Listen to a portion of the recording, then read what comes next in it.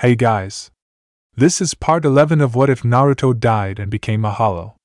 Hit like and subscribe if you like this one, and also please check the author in the description. Let's start. We are pain, that's all. We are God.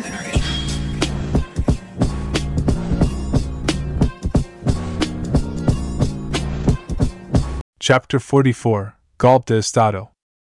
After Naruto and Ulquiorra flashed away from the scene, Orihime and Nelio were left alone with the rapidly hollowing Ichigo. While his mask rapidly formed, an unbelievable pressure was washing off of Ichigo in waves. The two girls almost gagged on the choking and oppressive red and black ryatsu that was pouring from Ichigo's body. The room was silent for a moment, and then Ichigo gave a loud, inhuman shriek as he clutched his hands to his forehead in pain. His mask was materializing without his will. His orange hair was growing longer down his back into what almost resembled a lion's mane. "KK Kurosaki-kun," Orihime managed to stutter out despite herself. Nelio admittedly was faring much better than the weaker human girl, and she had the sense to back away from Ichigo. Orihime reached out to touch the hollowing boy, an action that surely would have been suicidal. The ryatsu pricked her hand, causing her to squeak lightly. "No! Get away from him!" Nelio warned, as Orihime pulled her hands away completely, but otherwise didn't move.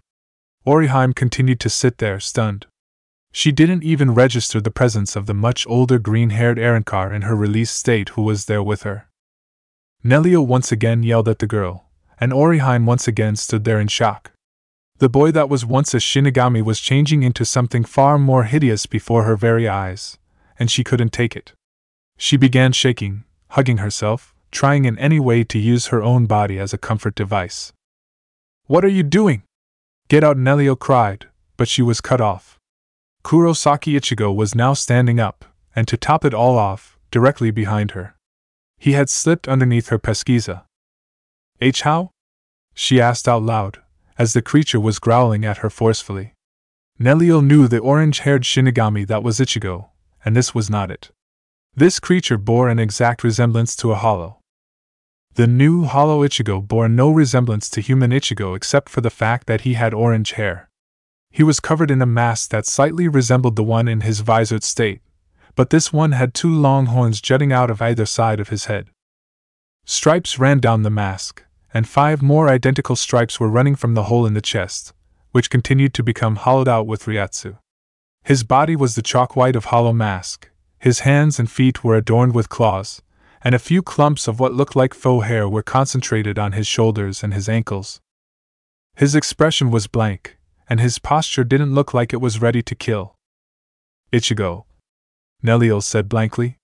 She was breathing a little heavier, and Ichigo stared down at her, finally giving some kind of indication that he was listening. He then turned his head up, seeing the heads of Chad and Kakashi lying on the ground a distance away. He growled louder, but underneath the mask one couldn't see whether or not his face changed. A billow of steam emerged from underneath his mask, and he then released a devastating roar of anger, his body glowing with red ryatsu. His clenched fist opened, and his black Zanpakuto flew towards him from across the room. He grasped the flying blade roughly, swinging it horizontally in the process. He swung it downward, the blade charged with a heavy ryatsu. A second later, and the ground and wall of the section of the building behind him had collapsed into pieces, exploding outward. That seemed to jolt Orihime right out of her shock, and she cried out as the force of the blow pushed her off to the side. Nelio winced, but regained her bearings. Hopefully, he wouldn't turn his rampage on her. He can clearly use Shunpa in that state. I have to be on guard, and she was cut off from her thoughts, as Ichigo flashed out of his existence, slipping through her pesquisa once again and appearing right behind her. The flashing movement didn't make a whooshing sound that time. Instead, it was reminiscent of a boom and static. What? But that was so neato. She couldn't help but think, as Ichigo mindlessly swung his blade at her with an incredible amount of force. The sound barrier broke as Nelio got her lance up just in time to block it, the force of the strike almost jarring her weapon from her hand. The air conjured up by the blade created a torrent that displaced the rubble around the room. More of the building began to crumble underneath Ichigo's spiritual pressure alone. He roared again, before he oriented his horns directly at Nelio. "Stop it, Ichigo! It's me, it's Nell!" she cried, trying to appeal to the Shinigami within the hollow. Alas, Ichigo seemed to be completely deaf to her pleas, as a red and white cirro appeared on the tip of his horns. It took less time to charge than normal, and before she knew it, an absurdly powerful cirro was blasted straight from Ichigo's horns directly towards Nelio. Nelio's instant reaction was to try and absorb it, but she then realized the sheer strength of the cirro. An explosion of flames engulfed the former Tercera. The smoke began to clear, before Nelio stumbled out of the blast, panting and gasping for breath. Her body was badly singed. "Lanzador Verde!" she gasped out with lungfuls of soot. She prepared to throw her lance, but Ichigo appeared within her guard yet again and grasped her right arm with a bone-crushing force. His black blade twirled in the air as he prepared to slice off the former Tercera's arm. Before he could do so, a golden, triangular shield suddenly appeared in front of the hollowified Ichigo. He shattered it easily with his sword, but it prevented him from severing Nelio's arm. The female Arrancar used the opportunity to flash away before Ichigo could recover and attack again. Over to the side, Orihime had focused her shield over Nelio, a look of determination set upon her face. Her clothes were in tatters, and her face was dirty, but she looked ready to try and reach Ichigo. "Kei Kurosaki-kun," she said again. Tears pricked at her eyes, and Ichigo flashed over to her, holding his blade at arm's length. He was ready to attack her. "Chad dead?" Underneath the hollow exterior, a raspier, deeper version of Ichigo's voice muttered those two words over and over again. Occasionally, he mentioned Kakashi, but Chad's name rang true.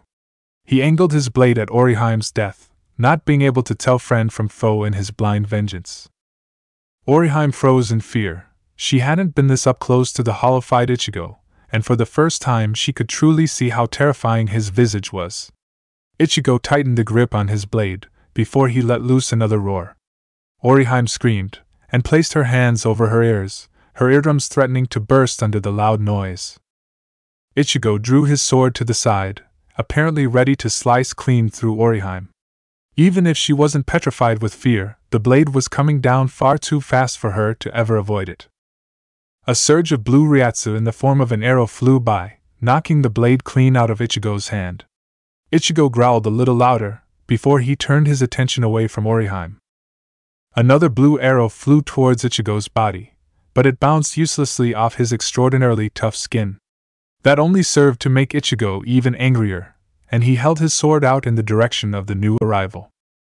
"Inoue-san!" cried a voice.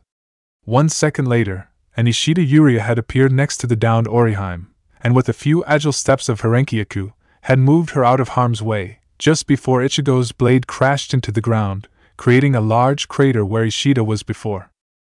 "Ishida-kun," Orihime whispered, as she was picked up and moved courtesy of Ishida. The bespectacled Quincy looked at the orange-haired girl, before he narrowed his eyes and faced Ichigo. "Ishida-kun. Kurosaki-kun is." "Yeah, I know. I came as soon as I felt Sato-kun and Kakashi-san's Ryatsu disappear. I can tell already that Kurosaki lost his mind and entered a rampage because of that," Ishida explained. He looked away from Ichigo, noticing the wounded Nelio. He turned back to Ichigo again, and pulled back on his bow, thoroughly ready to engage Ichigo in battle. Ulquiorra's eyes narrowed as he and Naruto sonidoed through the sands of Las Noches. Naruto flashed ahead of the Quinta Espada, coming down to rest on a collapsed pillar. Ulquiorra landed right beside him. Amazing. Kurosaki Ichigo's Ryatsu continues to increase. The fact that he was hiding such a state never fails to amaze me, Ulquiorra commented. He remembered how disappointing Ichigo was in battle to him. It didn't really make sense that he would be hiding such a powerful state. He's not actually in control of that state, Ulquiorra. It's obvious that his heightened emotional state in response to his friend's death triggered some kind of hollow that exists within him, Naruto stated. If I may ask, Naruto, what was the point of having Kurosaki Ichigo take on such a form? It appears to be doing nothing more than causing trouble for Las Noches, Ulquiorra said. Naruto looked back at the dome where Kurosaki had transformed. Another explosion of dust and Ryatsu was occurring over there, this time by none other than Neliel. Control, Ulquiorra. You said it yourself, there was a high possibility that the kid's power could destroy him someday. That day happened to be today.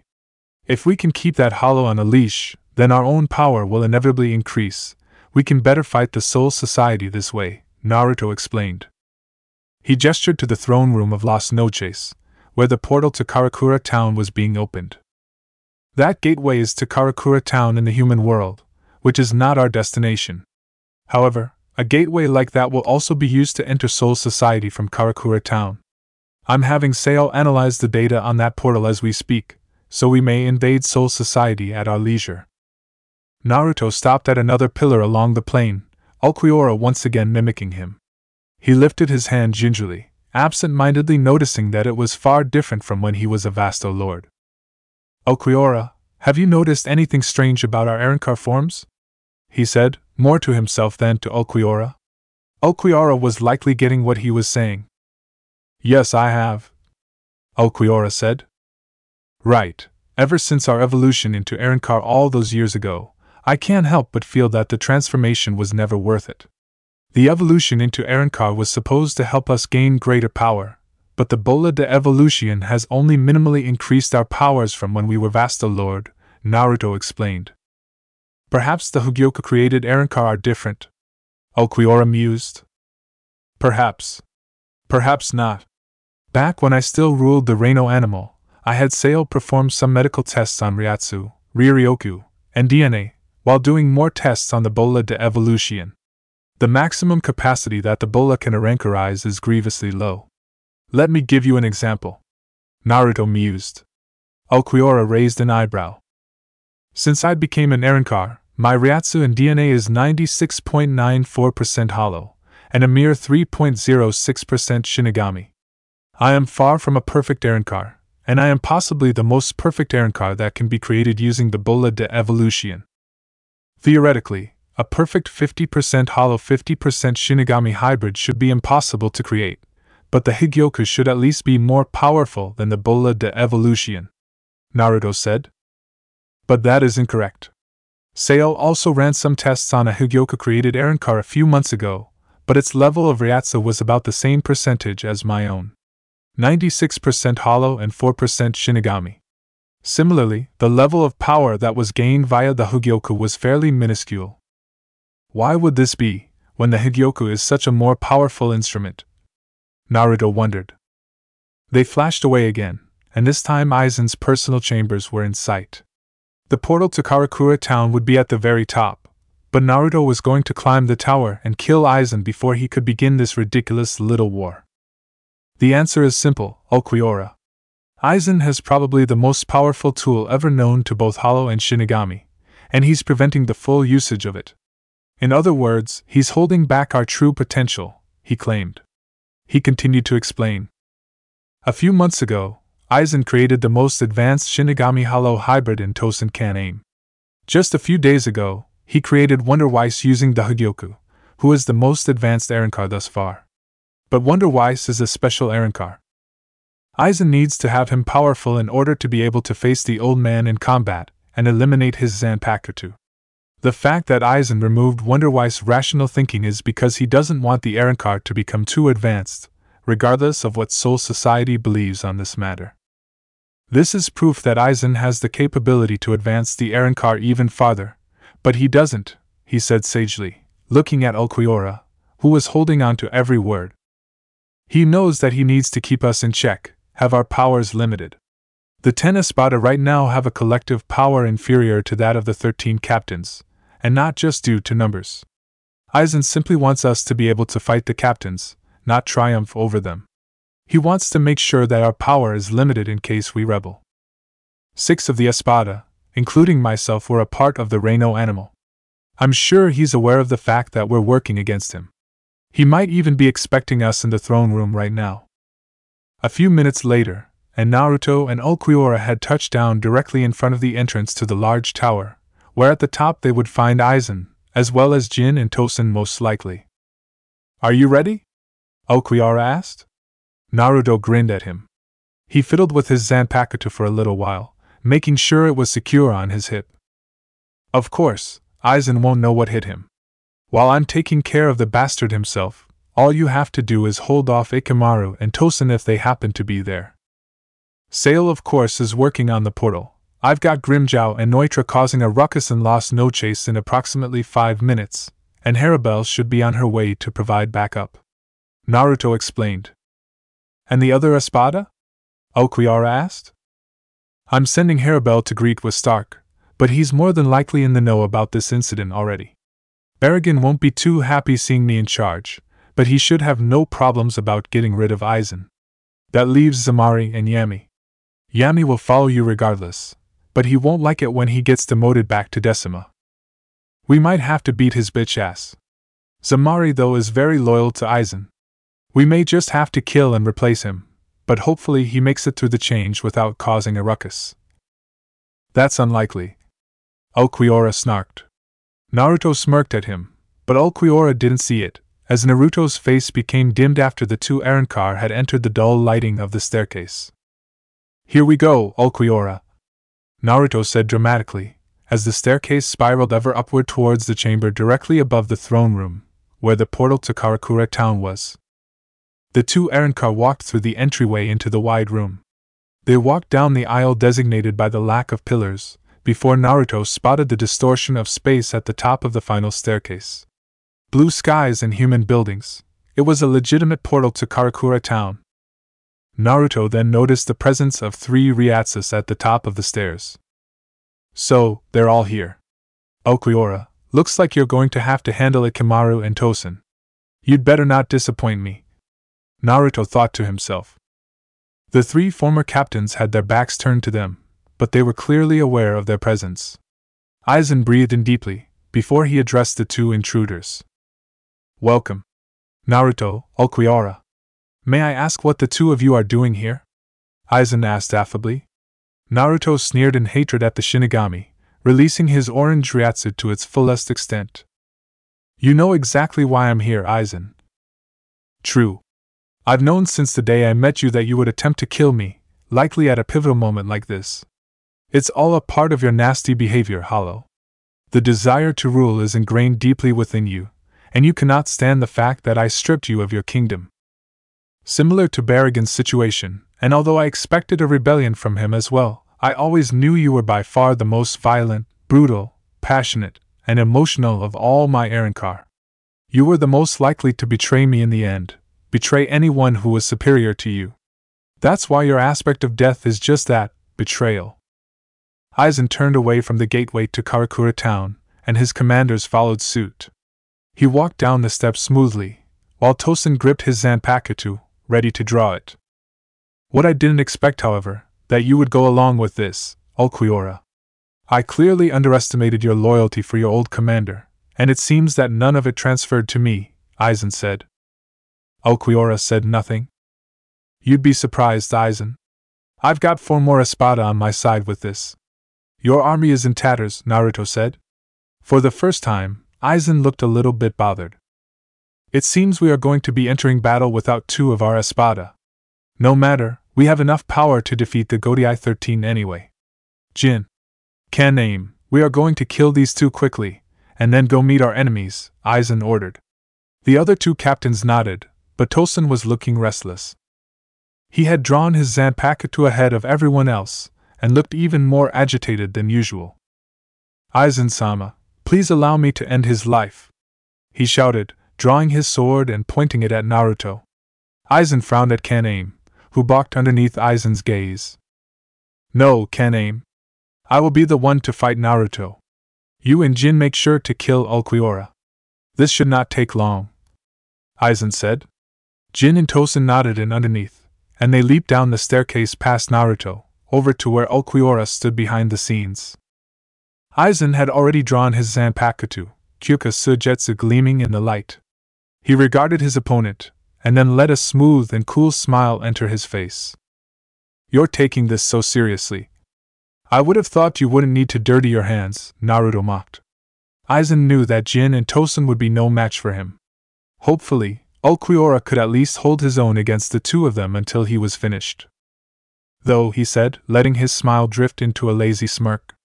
He twisted his body towards the left, placing his left hand underneath his hip, while his right hand grasped the red hilt of his zanpakuto. He drew his cutlass-like zanpakuto from its sheath slowly, the blade obscuring some of his face.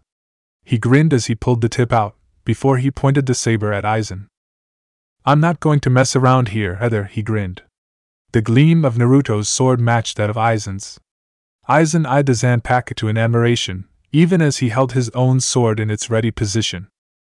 "You're going to use your zanpakuto, Naruto? That's a rare occurrence.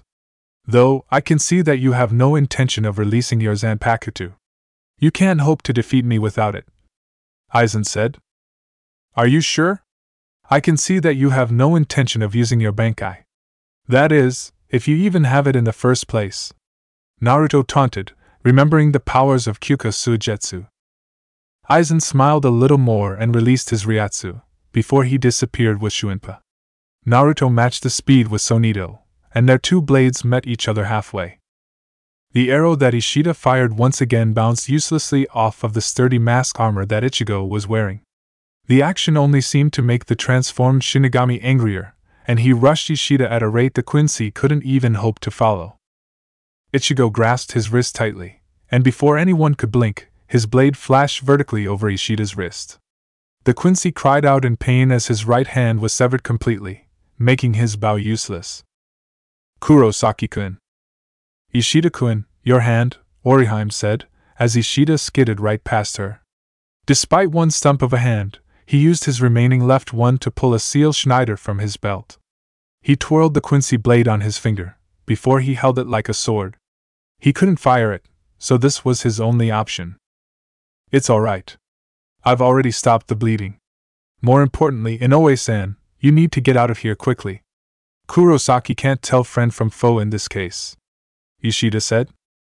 But, Ishida-kun," Inoue protested, as Ishida stopped kneeling and got to his feet. "It's okay, Inoue-san. I'll hold him off somehow," Ishida said with an air of finality. The teenager looked over, and noticed Neliel standing a good distance away. The errand car flashed over, and Ishida raised an eyebrow. "You're Nel-chan?" he asked in shock, noticing the several similarities between Nell and the adult, buxom woman that now stood before him. Neliel smiled lightly. "Yes.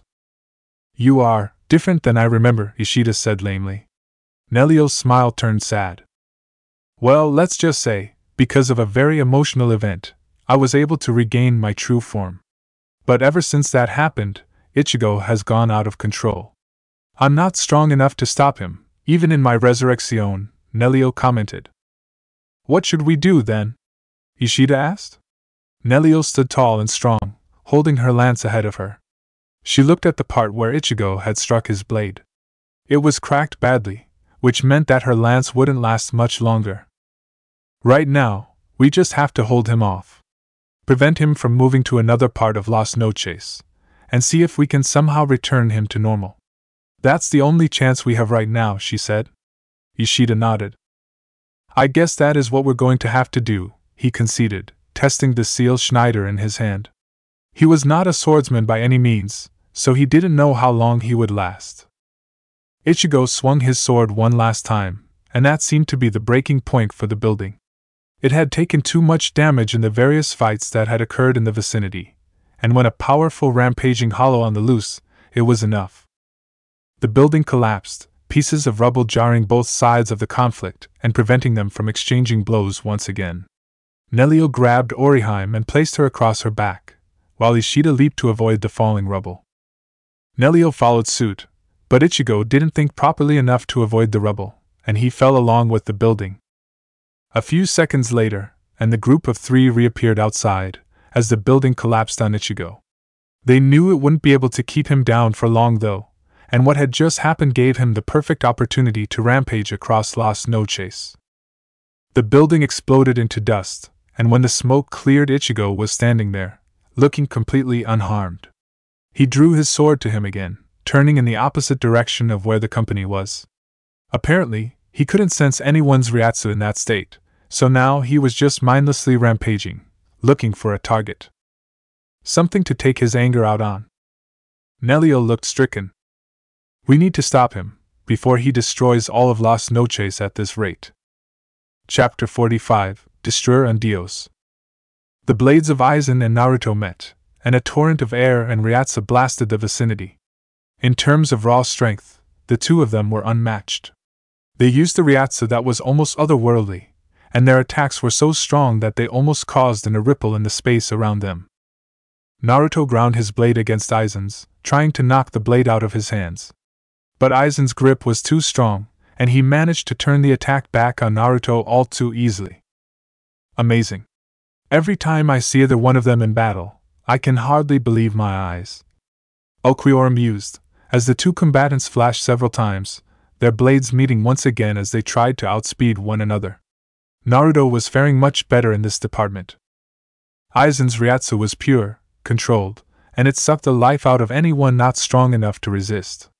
But Naruto's was so turbulent, wild, and powerful that he seemed to outclass the ruler of Las Noches in pure Ryatsu, and his Sonido seemed to trump Aizen's Shuinpa ever so slightly.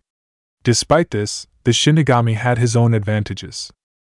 He could read Naruto's attacks better than Naruto could read his, and overall seemed to be better in swordsmanship. It was an even battle in a whole new way, though either opponent seemed worried. Naruto's trying to outclass him in sheer power. For once, he isn't trying to trick his opponent. He knows that Aizen is unlikely to fall for such tactics at his level of skill. Ulquiorra analyzed. The two were still trying to outspeed each other, and Ulquiorra could barely see the combat as they seemed to flash in and out of existence in split-second intervals. They're really going wild over there, aren't they? Ulquiorra focused on Jin, the one who had just recently spoke. He was standing just opposite Ulquiorra, with Tosen at his side, while both of their bosses dueled. Ulquiorra narrowed his eyes. He was left to face the two former captains alone, at least until Haribel arrived with backup. That's enough, Ikemaru. These two are now considered traitors. For Aizen-sama's sake, Tosen said beside him, though he trailed off as he placed a hand on his blade. He drew it quickly, angling it as he pointed the sword at Ulquiorra. We must eliminate them, he said zealously. Jin looked at Tosen, the smile of course never fading from his face. He never made a move to draw his Zanpakuto, but instead placed a hand on the back of his head. If you say so, Tosen-san. Would you mind going ahead of me? I don't feel too comfortable fighting a guy who's supposed to be our comrade, so I'll just sit this one out. You should be more than enough for him anyway, especially with that, Ikemaru said casually. Naruto and Aizen's fight was the only noise that could be heard. As Tosen stared blankly at Jin with his blind eyes, the tension could be cut with a knife. Very well, he said finally, realizing that he wasn't going to get any help on this one. Ulquiorra mimicked Tosen, drawing his blade lightning fast and holding it at his side. You may be a commander of Las Noches, but that doesn't mean you're above the Espada in terms of combat ability, Ulquiorra said. Tosen said nothing, and only stared at Ulquiorra in scrutiny. He slashed his sword to the side, before he held it at a 90-degree angle to his right. Ulquiorra raised an eyebrow. He knew that stance. Cry Suzumushi, he stated, before a black and white wave emanated from his Zanpakuto and spread out over the area. Ulquiorra closed his eyes and released his Ryatsu. Tosen's Shurikai was trying to override his hearing and knock him unconscious. He heard a high-pitched buzzing noise, but his Ryatsu deafened it to him, and Tosen's Shurikai was rendered ineffective.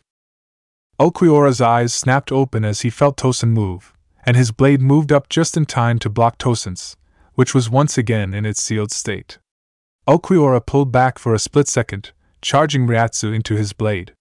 He then thrust his sword forward in a flurry of quick jabs, Ryatsu shooting off from every stab. Tosen avoided them all deftly, swaying along with the attacks naturally as if he wasn't even blind. When Ulquiorra paused in his assault, Tosen thrust forward, his blade angled straight for a stab into Ulquiorra's head. Ulquiorra's blade shot up on reflex, blocking the deadly attack. The two blades ground against each other, and Tosen roared in struggle. Ulquiorra's feet caved into the ground, as the former captain pushed the Quinta Espada back further and further, until Ulquiorra's back was up against the wall.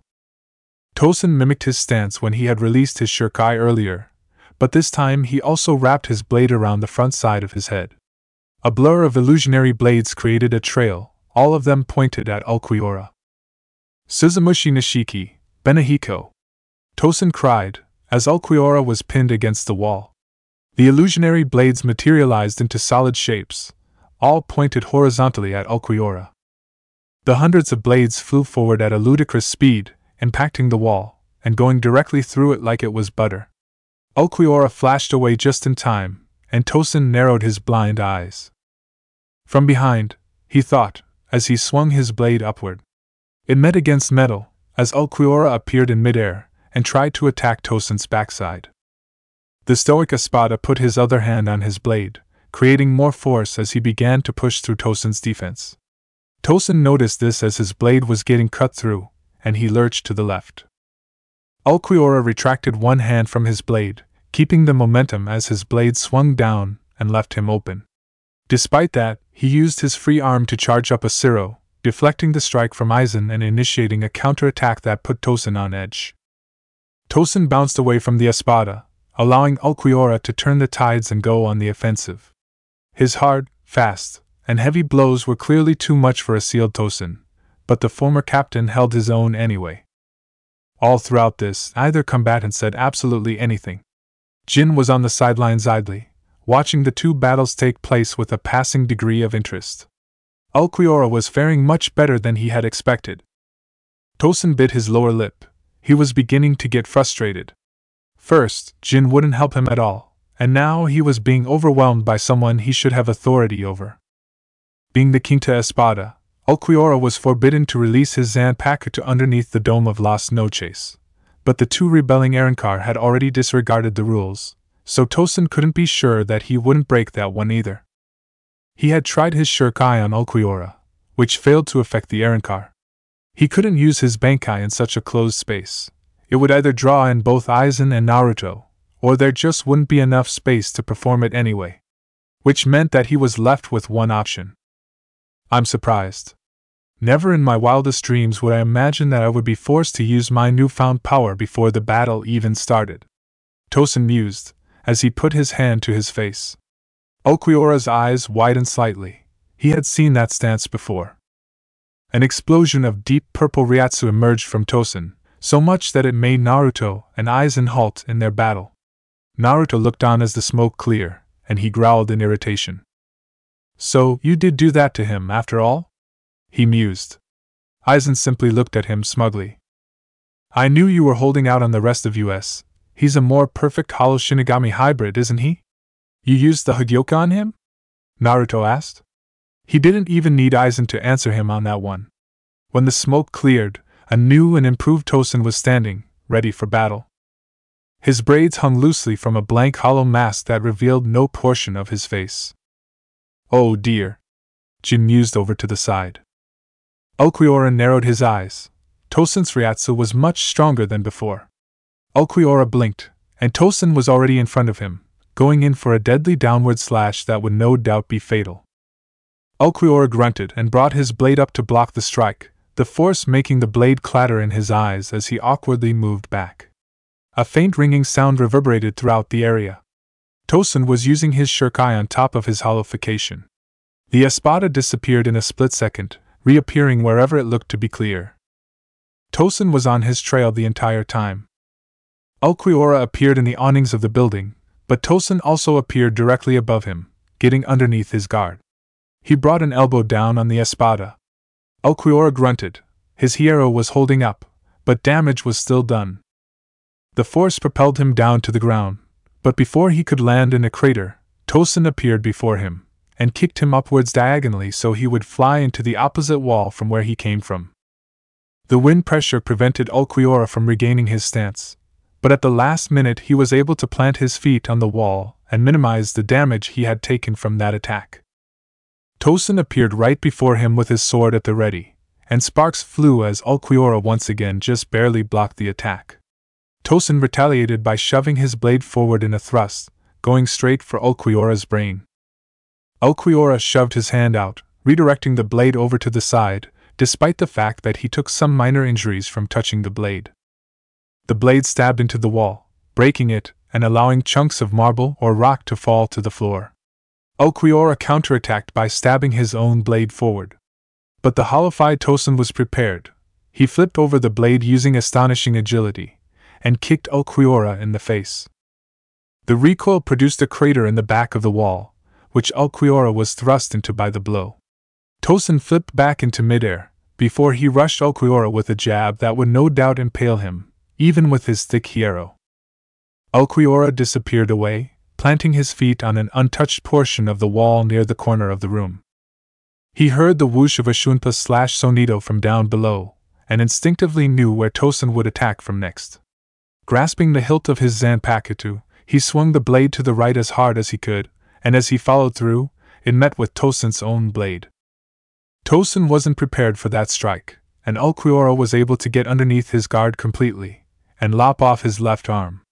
Tosin, to his credit, didn't roar in pain and merely gave a slight flinch, though he retreated away from Ulquiorra, landing on the ground in front of Naruto and Aizen. Jin smirked during the whole ordeal.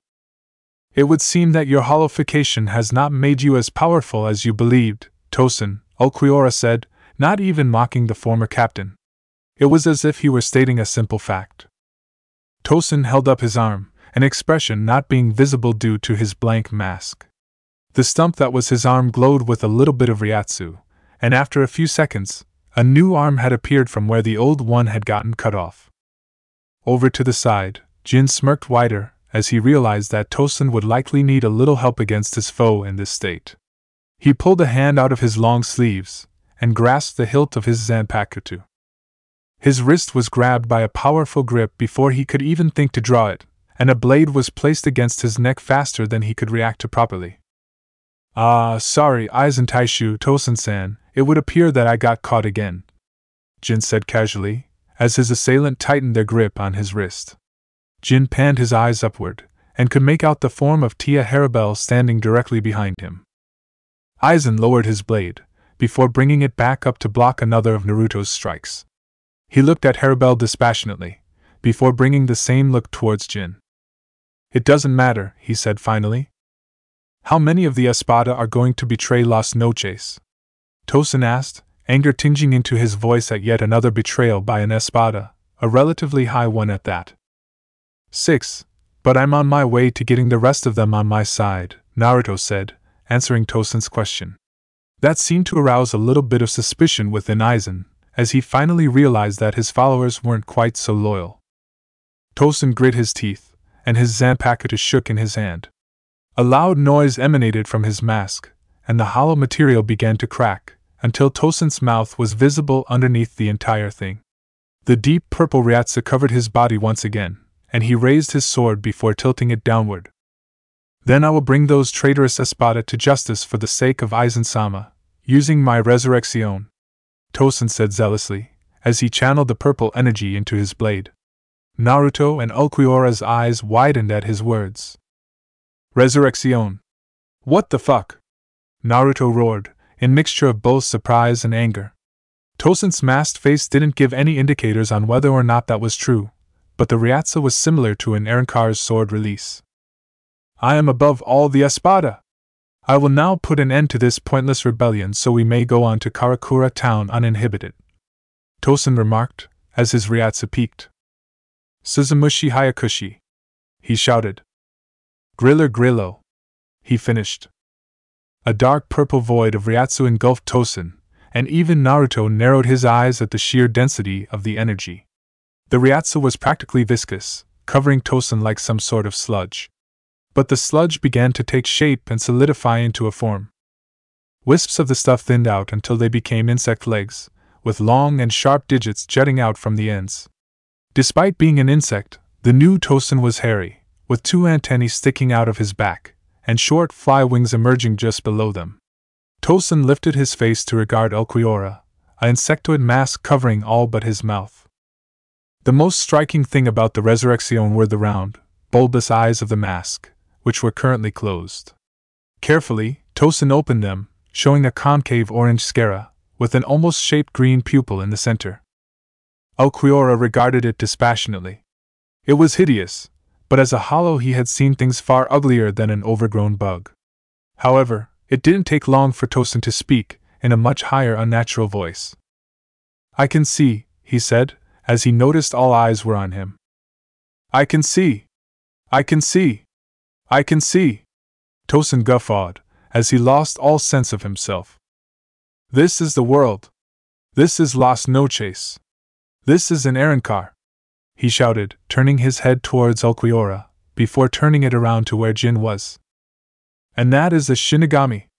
I can see!" He finally cut off his rambling to turn to where Ulquiorra was. The Espada was looking dispassionately at him, in spite of the overwhelming advantage Tosin had in his release. "And I assume you are Ulquiorra?" Tosin remarked. He flexed his claws, before getting into whatever battle stance he could perform when he was in that state. Ulquiorra continued to stare, almost like he was looking upon a pathetic creature. Surprisingly, instead of attacking, Ulquiorra sheathed his Zanpakuto. He closed his eyes and walked over to the side of the building, as if his job were done after that. "What are you do?" he asked, before he cut off by a powerful slash slicing right through the top of his head. Tosin gasped in pain and alarm, before he coughed up an unhealthy amount of blood, before he plummeted towards the ground.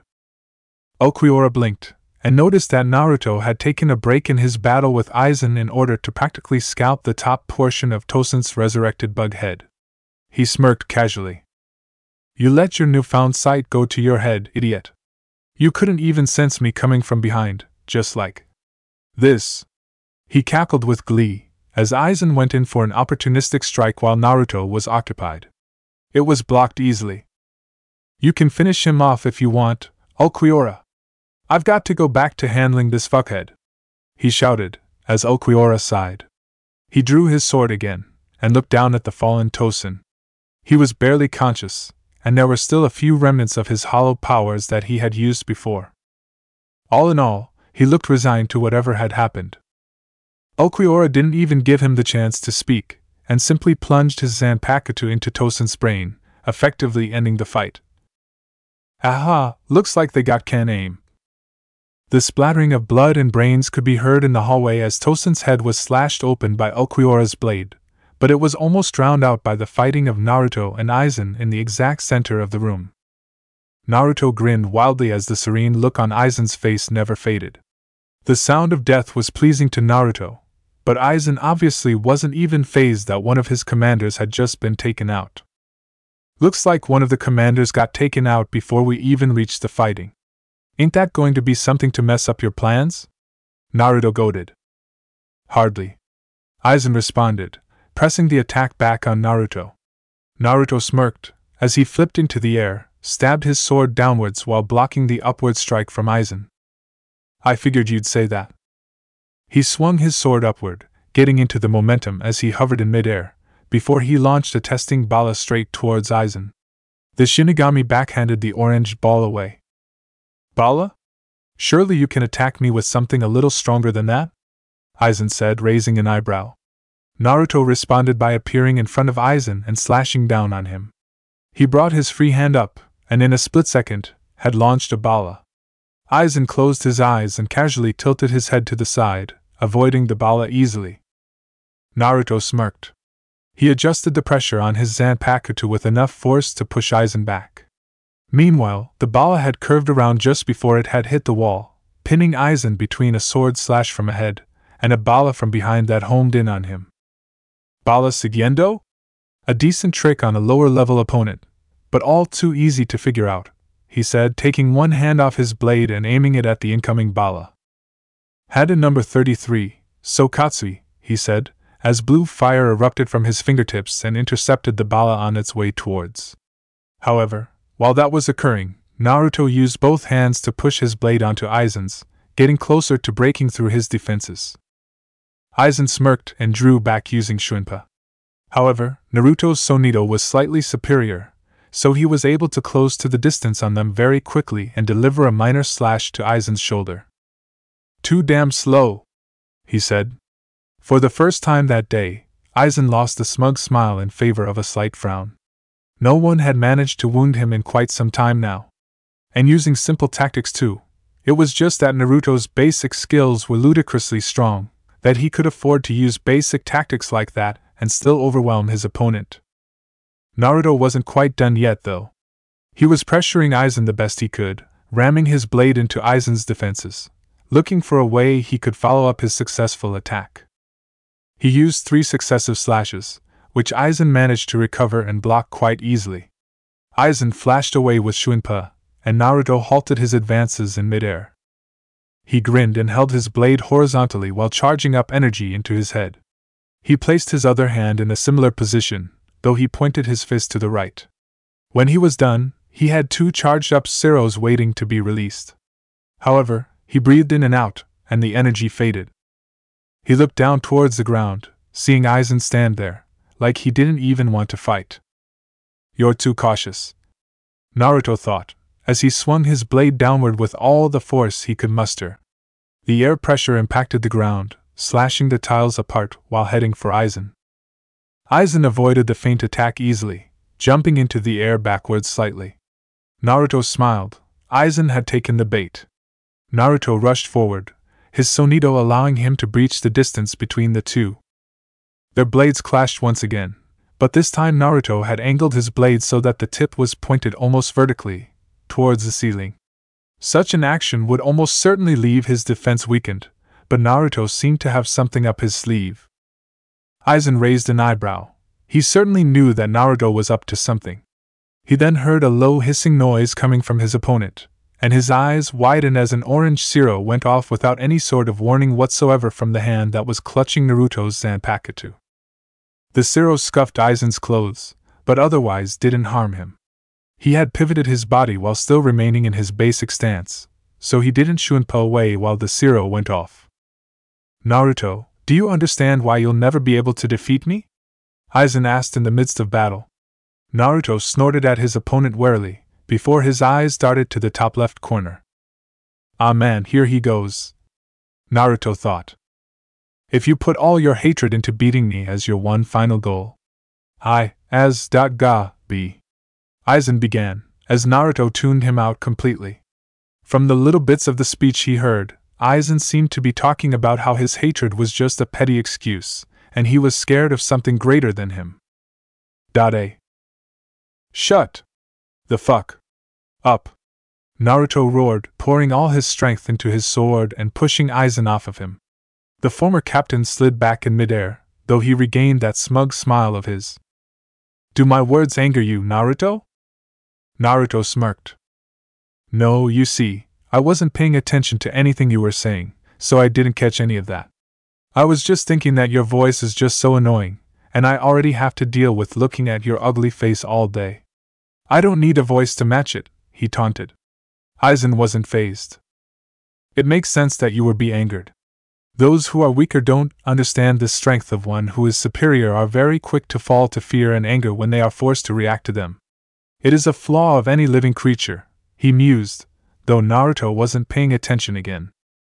"Calate PTO," he said, launching the other Zero that he had charged up earlier. Aizen sidestepped the thing, then flashed underneath Naruto's guard. "Perhaps we should finish the weak attacks and move on to something bigger." His hand flashed with purplish-black energy, which spiraled around his arm. "Hada number 90, Kurohitsuji," he said, as a black box of Ryatsu surrounded Naruto.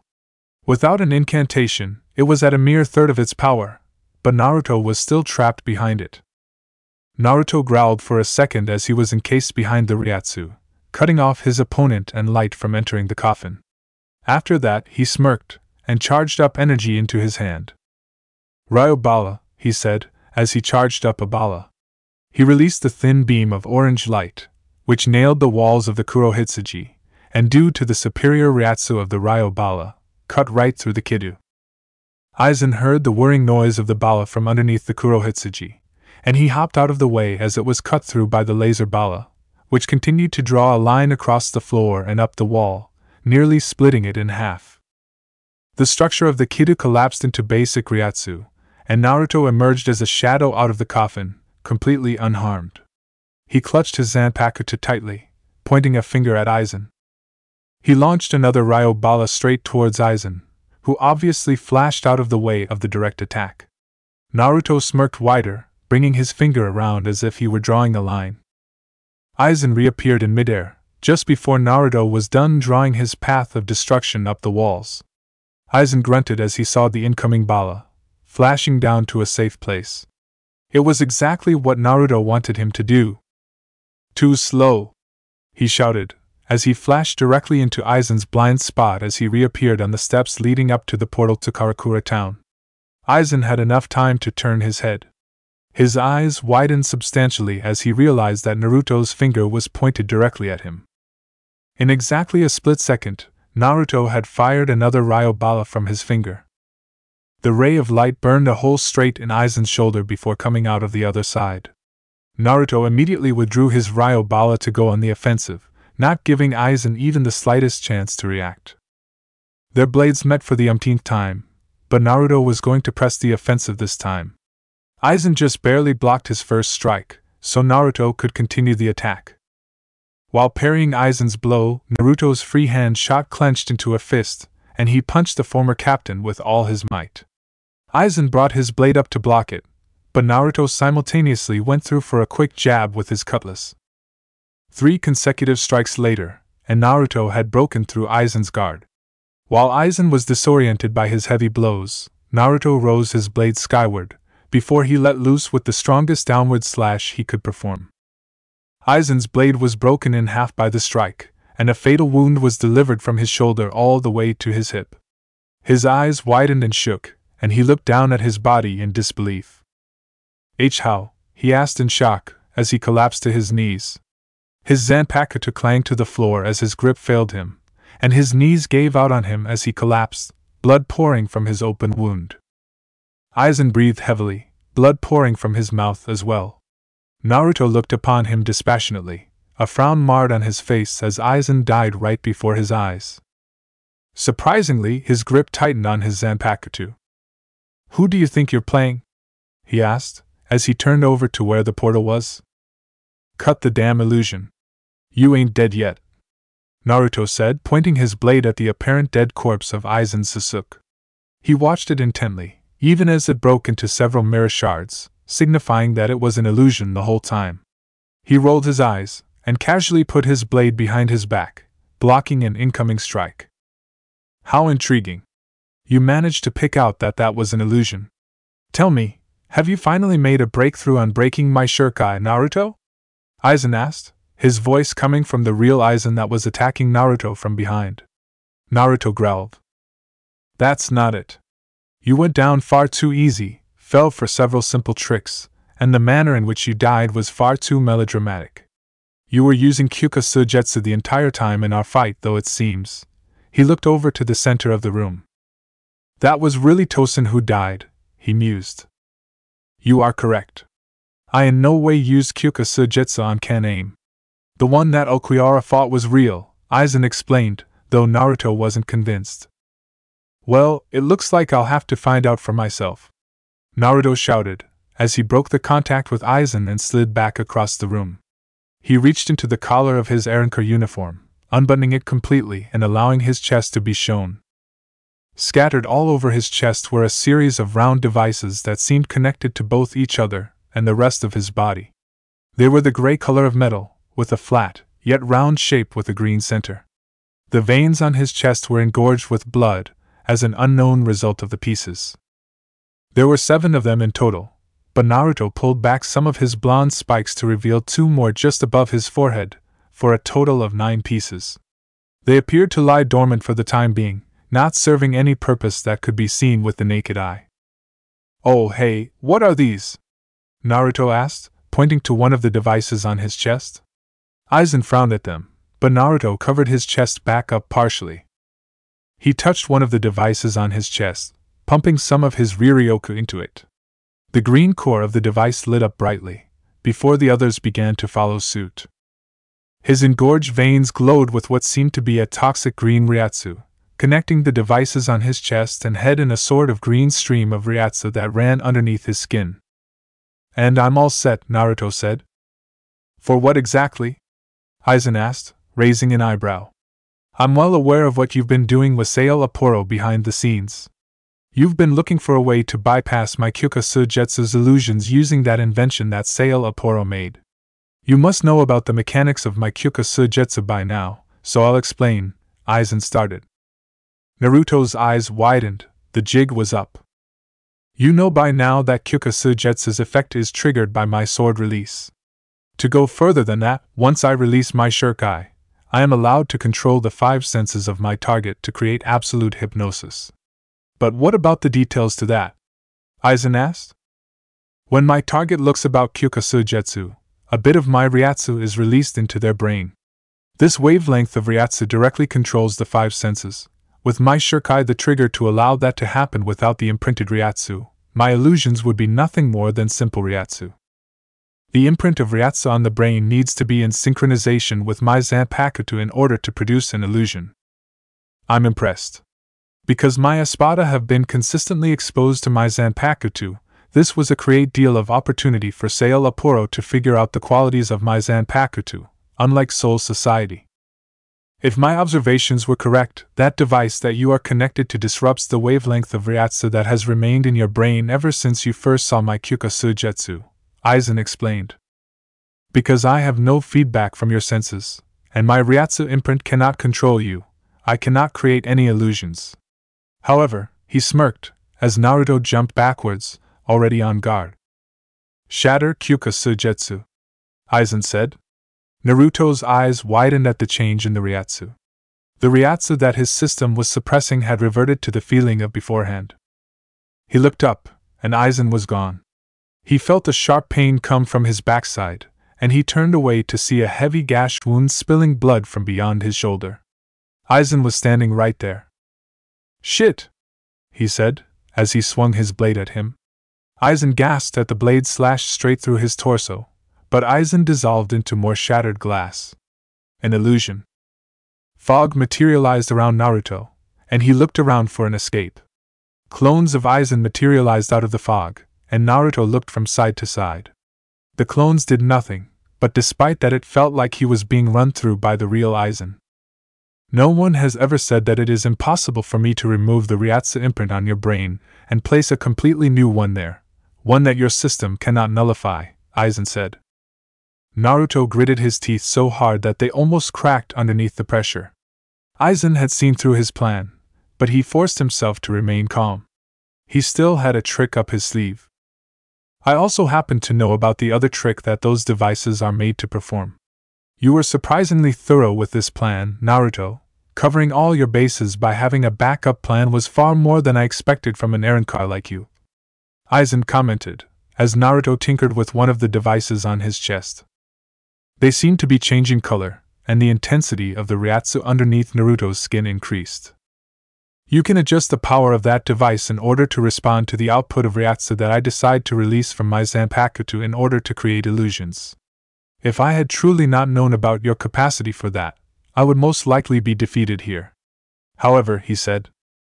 Naruto grinned as he tinkered with one of the knobs on his chest, and felt the right Ryatsu burst forth from them. Aizen appeared to him from the side, and Naruto threw a careless punch over to him.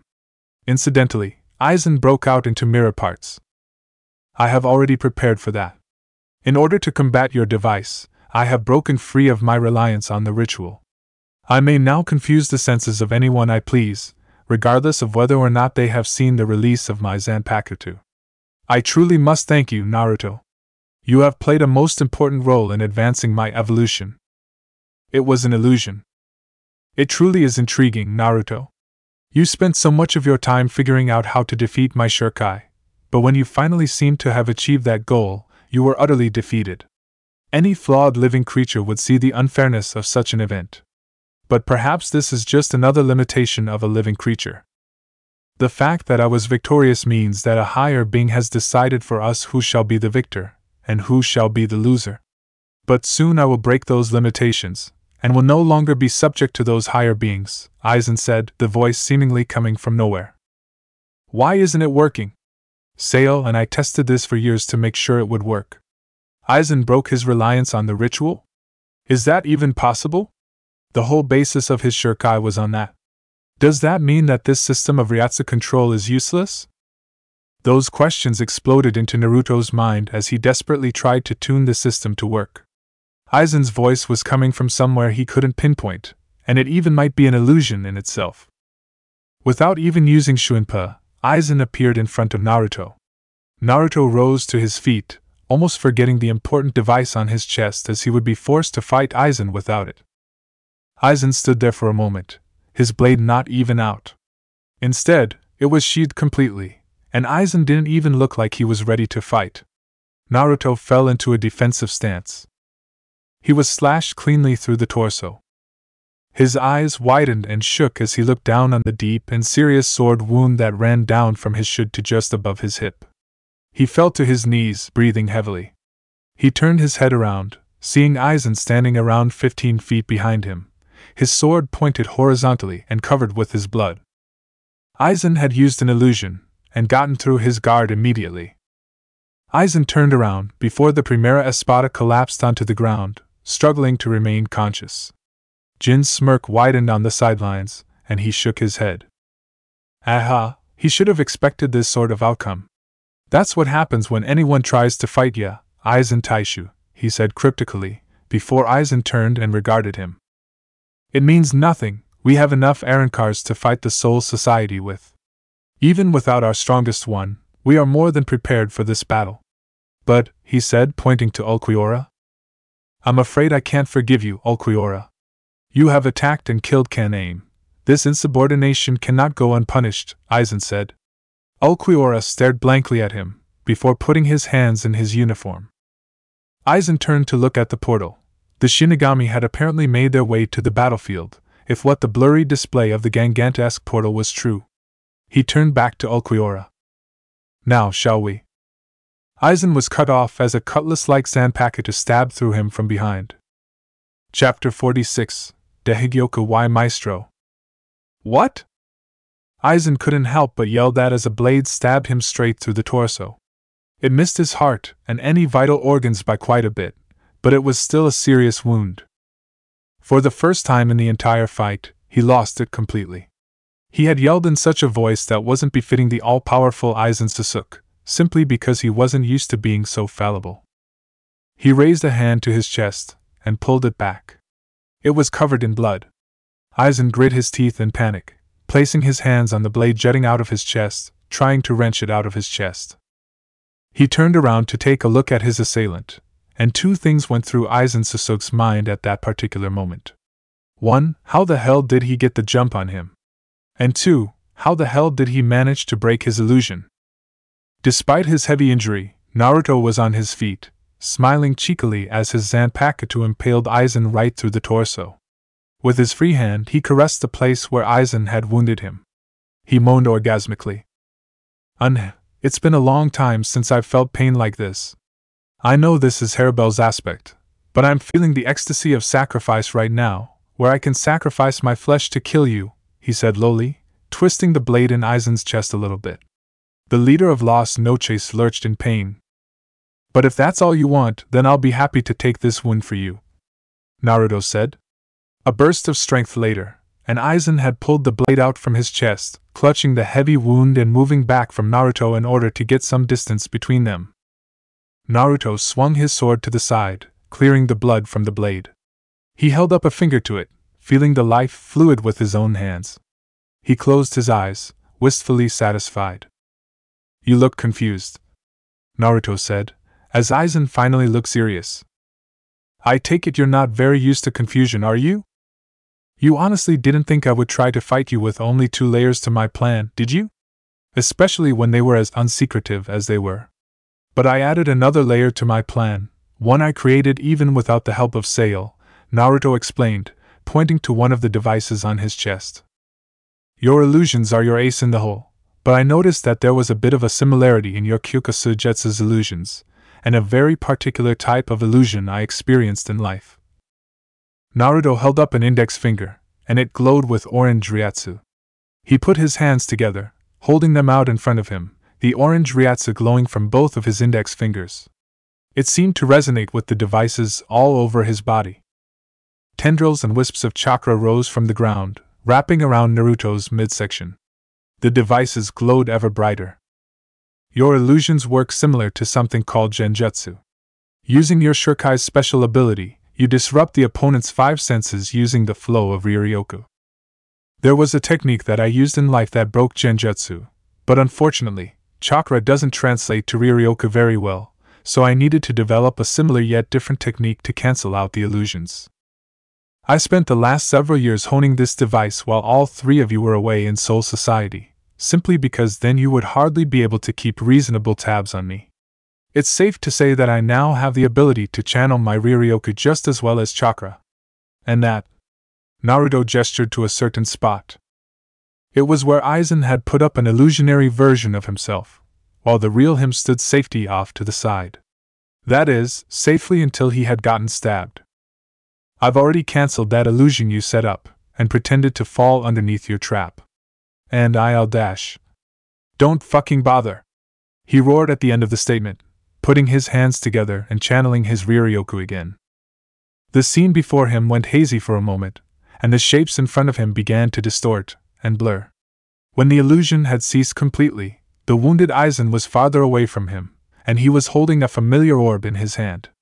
The air of panic that had overcome him briefly was no longer hovering over him. Naruto could tell he was forcing it. I'll commend you for your effort, Naruto. In all my experience as a Shinigami, I would have never expected anyone to have the determination and tenacity to work out such a plan. However, you may be able to beat me as a Shinigami, but what would happen if I raised my status? Aizen said slyly, opening his shirt. Naruto could hear the sound of muscles tearing, as the wound Naruto inflicted widened. He let go of the Hogyoku, allowing it to float towards his chest. A loud squelching noise could be heard as the orb nestled its way into Aizen's chest, and the gashes around it began to glow with a deep purple Ryatsu. The Hogyoku is beginning to respond to my thoughts, Aizen said. Naruto noted the slightest hint of desperation in his voice. He didn't understand the meaning behind his words though, but he had the impression that it was a bold-faced lie. You don't know? I suppose it's understandable. Not even I knew about the true power of the Hogyoku until I became its master. Someone who has never held the Hogyoku in his own hands will never be able to understand it. Aizen looked up at Naruto. The Hogyoku has a will of its own. You seek the Hogyoku for its ability to remove the boundary between a hollow and a Shinigami, but that is not the only ability of the Hogyoku. Its true ability is to grant the desires of whoever controls it.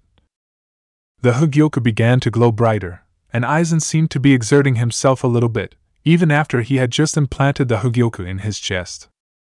Aizen was forcing the Hogyoku to respond to him, given the nature of how his Ryatsu increased at such a high rate. Since the Hogyoku can respond to the desires of whoever wields it, naturally, it can separate the gods. He trailed off, as a crushing purple Ryatsu washed over the area, and what appeared to be liquid hollow mass began leaking from the Hogyoku. It was a little different than that, however. From the mortals. The material began to solidify underneath his robe, jutting out and flanking his shoulders in a tree branch shape. More of the material hung off his robes near his feet, but Naruto noted that Aizen was looking more like a hollow. Naruto fired a bala lassa in his direction, but Aizen avoided it deftly and darted towards Naruto. His Shuinpo was definitely greater than Naruto's Sonido at the moment, whereas before it had been slower.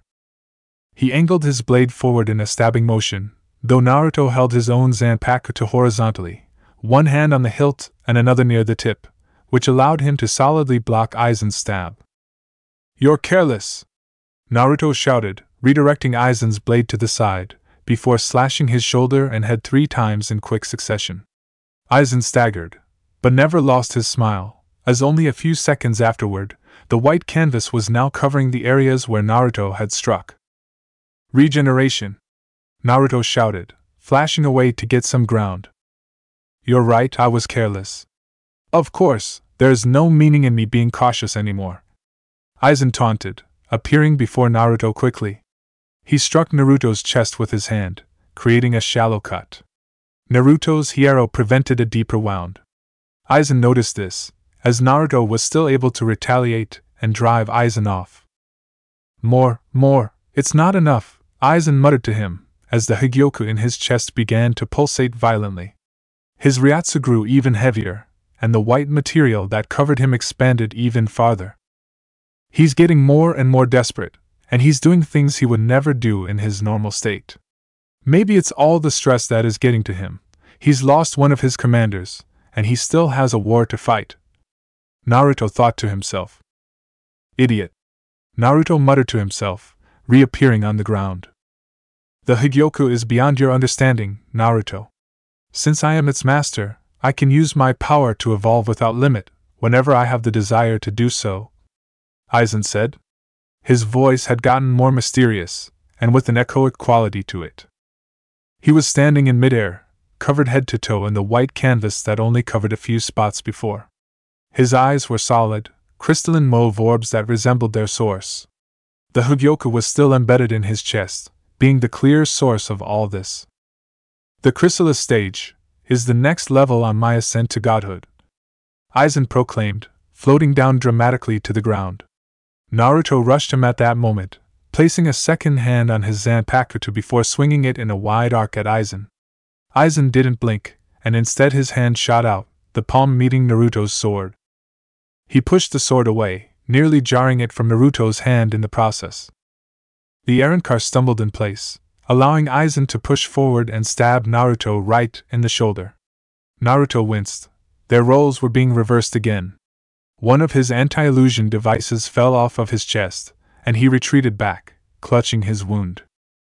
While my movements are filled with careless movements because of triviality, yours are becoming filled with carelessness due to a desperate necessity. Your mind is in turmoil, and as a result your attacks will continue to become weaker until they are mere child's play, Aizen said, looking down upon the ragged Naruto. I thought I told you to shut the fuck up, Naruto muttered, to which Aizen stared at him blankly. Naruto was getting to his feet again, but that was not what was concerning Aizen at the moment. Naruto continued to attack, and Aizen blocked and parried every single strike with an absurd amount of ease, Naruto's speed and power not being able to put a dent in his defenses. The portal that led to Karakura town, which had remained open during the entire conflict, was beginning to ripple. Aizen turned around carelessly, his purple eyes watching the portal with disinterest. It's not quick enough, Aizen said, his voice becoming slightly more agitated. Naruto still wasn't down for the count yet, and he grew tired of the chrysalis stage quickly. He raised his white-covered hand, before he struck the Hugyoku with it lightly. He released more and more Ryatsu, and the ripples made from the Hugyoku's energies increased. I will end this chrysalis stage here now, and make myself move on to the next stage. Naruto watched on in awe as Aizen's Ryatsu continued to increase, and the Higyoku began to cycle the former Shinigami out of his chrysalis stage. The white canvas that covered Aizen's entire body began to crack, and pieces of the shell fell off, revealing a new and improved Aizen. Not to mention, his Ryatsu was palpable, much stronger than his Shinigami self. The Higyoku was throbbing in his chest. His Zanpakuto had fallen to the ground during his transformation, and Aizen plucked it out of the ground, quick as a flash. He held it aloft so that the wounded Naruto could see his demise. This battle is over, Naruto.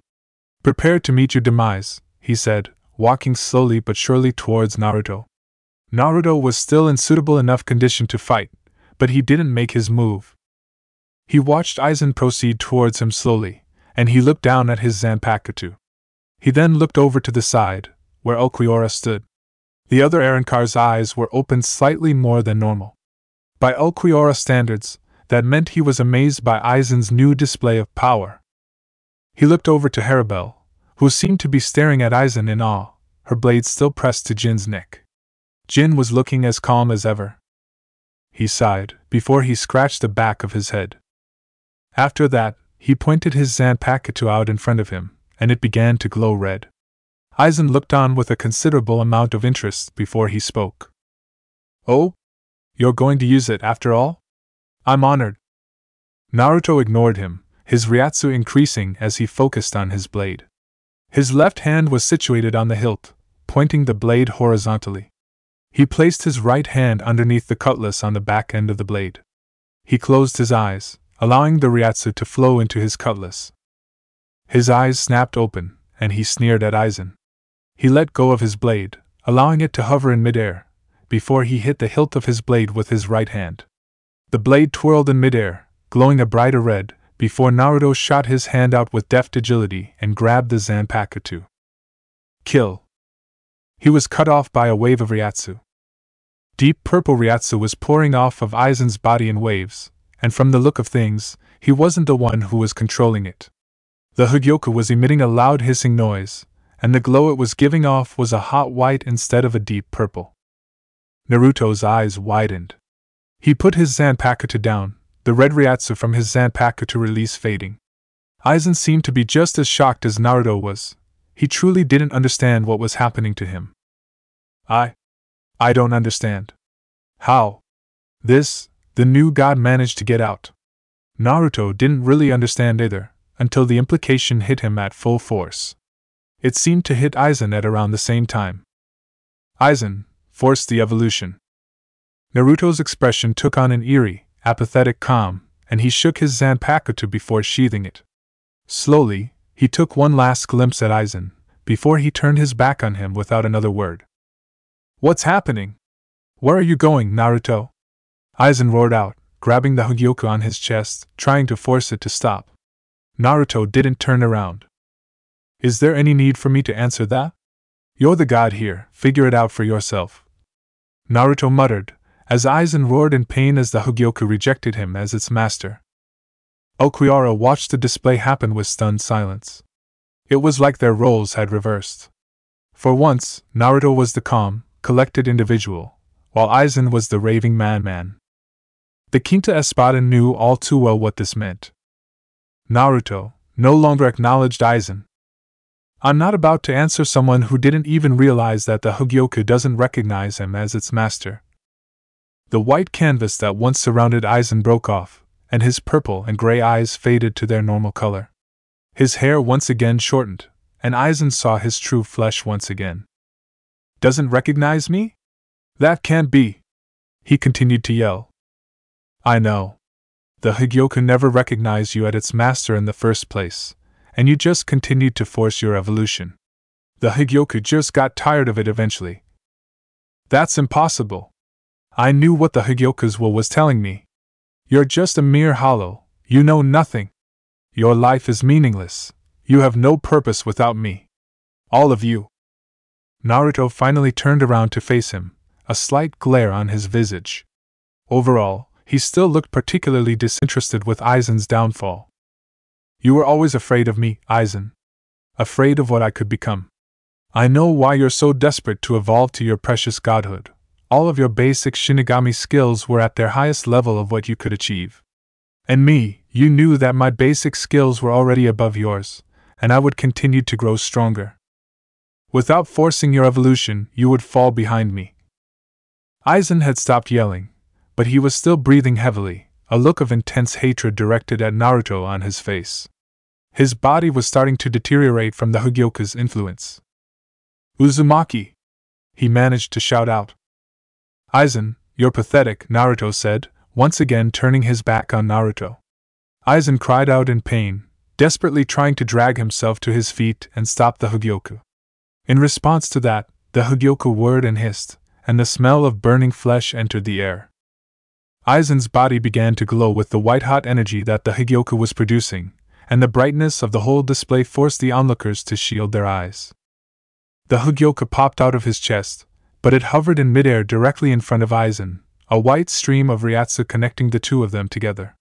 It gave one final burst of energy, and that was the end for Aizen.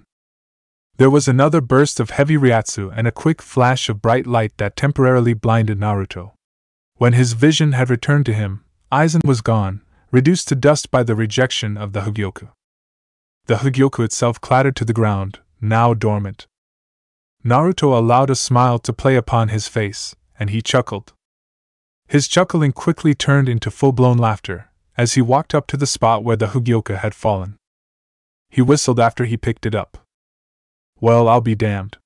It really does have a will of its own, after all. Good thing I'm not going to be using it like Aizen, Naruto said to himself, pocketing the orb quietly. Okay, That's enough, Evrio. He didn't finish his sentence, as he noticed a clear lack of an important presence in the room.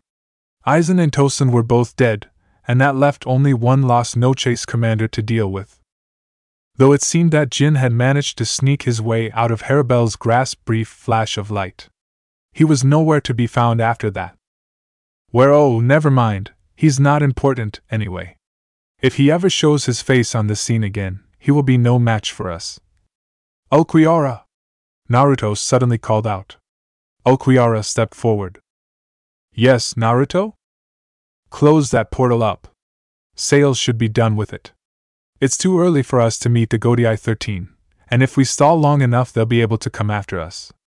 I'm going to take Neutra down to the desert and see if our little weapon is a success or not. Ulquiorra nodded, before Naruto nodded to Harabel. She seemed a little bit confused about where Jin had gone, but that wasn't important right now. They had other concerns.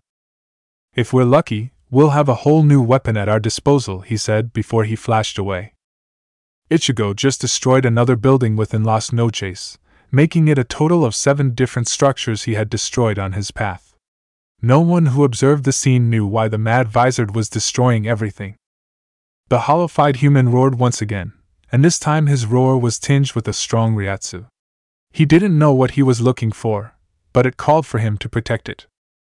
There came a flash of movement, and Ichigo's attention was drawn to a figure who seemed to be hovering in midair, an object pointed at him. Ichigo pointed his sword over there dumbly, but he was too late. Licked Regan! Ishida shouted, standing directly above the hollow-eyed Ichigo, and letting forth a stream of blue arrows that resembled a heavy rain. Ichigo roared as they fell on him, but when the dust cleared it was apparent that they had little to no effect on him. Ichigo had no arrows stuck out of his body, they had all just bounced uselessly off of his armor. He swung his sword in Ishida's direction, the simple wind of the swing knocking Ishida out of the air. Before Ishida could attack, Nelio had flashed underneath his guard, her lance poised to attack. She thrust it forward like a drill, but like the arrows, it uselessly struck Ichigo's protective armor. She gasped in pain as Ichigo threw away his sword, and grabbed Nelio around the neck. His speed was unbelievable for such an unwieldy body, and his fingers were stronger than she could ever imagine. Already she could feel the life getting squeezed out of her the harder he pressed. The Centauran Arancar was lifted off all 4 of her feet, and they all kicked against Ichigo's chest. Ishida had fallen some feet away, and he was getting to his feet frantically. Let go of her, Kurosaki! What do you think you're doing? Ishida cried, rushing to Ichigo's aid. Ichigo noticed the noise, and with his free arm, levitated his sword to his hand.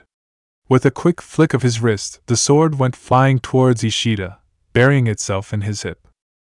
The Quincy spasmed in midair as the sword propelled him backwards while causing a great deal of injury to him. Nelio painfully turned her head to the side, regretfully watching the Quincy go down. No! She thought to herself. Behind Ichigo's mask, his eyes glowed with a golden yellow, and it made his visage look all the more evil and sadistic. Still, there was a hint of mindlessness behind the whole thing. He didn't know what he was doing. Nelio felt her bones begin to crack, and began to wonder about this situation. How powerful was Ichigo's hollow side, where he could grab her, a former espada, by the neck and begin choking her as if she were no less than an ordinary human girl. She coughed, desperately searching for breath, and closed her eyes while awaiting the release of death. When it never came to her, and the pressure began to lift from her throat, she tentatively opened her eyes again. An orange glow was surrounding the human turned hollow. Ichigo released his grip on her neck, allowing her to plummet to the ground, where she began sucking in air. Ichigo's animalistic roars had declined to become a calm, relaxed growl. Nelio's gasping had slowed to a halt, and she looked over in surprise behind Ichigo, where the source of the orange, glowing barrier stood. In no way Orihime was healing the crazed Vizard. A look of intense determination was set upon her face, even in her worn-out state. Her hands were held out in front of her, and the control of her Soten Kiss-hun was at its strongest. She made a slight grunting noise, as Ichigo stopped moving completely. The tips of Ichigo's horns began to break off from the rest of Ichigo's body, and they disappeared, like they had never been created in the first place. Nelio looked down, noticing that Ichigo's hollow body was disappearing right before her very eyes, and his familiar human flesh was resurfacing underneath all of the armor. His mask cracked and disappeared, showing his actual face once again. He was still conscious, though he seemed exhausted. His hair had shortened back towards its original length. Nelio sighed in relief. They had avoided a great crisis. She pondered the effects of Oriheim's Shun Rika abilities, and noted how lucky they were that they were effective against Ichigo. It was probably because of a combination of Oriheim's will and the fact that Ichigo was distracted with her. If Oriheim had attempted to heal him head-on while focused on her, she probably would have failed. The orange shield faded, and Ichigo collapsed onto the ground, fully back in his human form. His clothes were completely tattered, but he got to his feet, panting heavily. What was I doing? Nelio sighed in relief, and a smile played upon her lips. Oriheim, however, couldn't contain her own relief. Tears of joy threatened to spill from her eyes, and her hands shook at her sides. Kekurosaki, Kekuin, she blubbered, rushing over to the tired Ichigo. Nelio watched in satisfaction as Oriheim embraced the bewildered Ichigo, even as he awkwardly patted the crying girl on the back. So, are you finally back to your old self, Kurosaki? Came another voice, who seemed to wince from the pain of speaking. Ishida had limped his way over to the scene.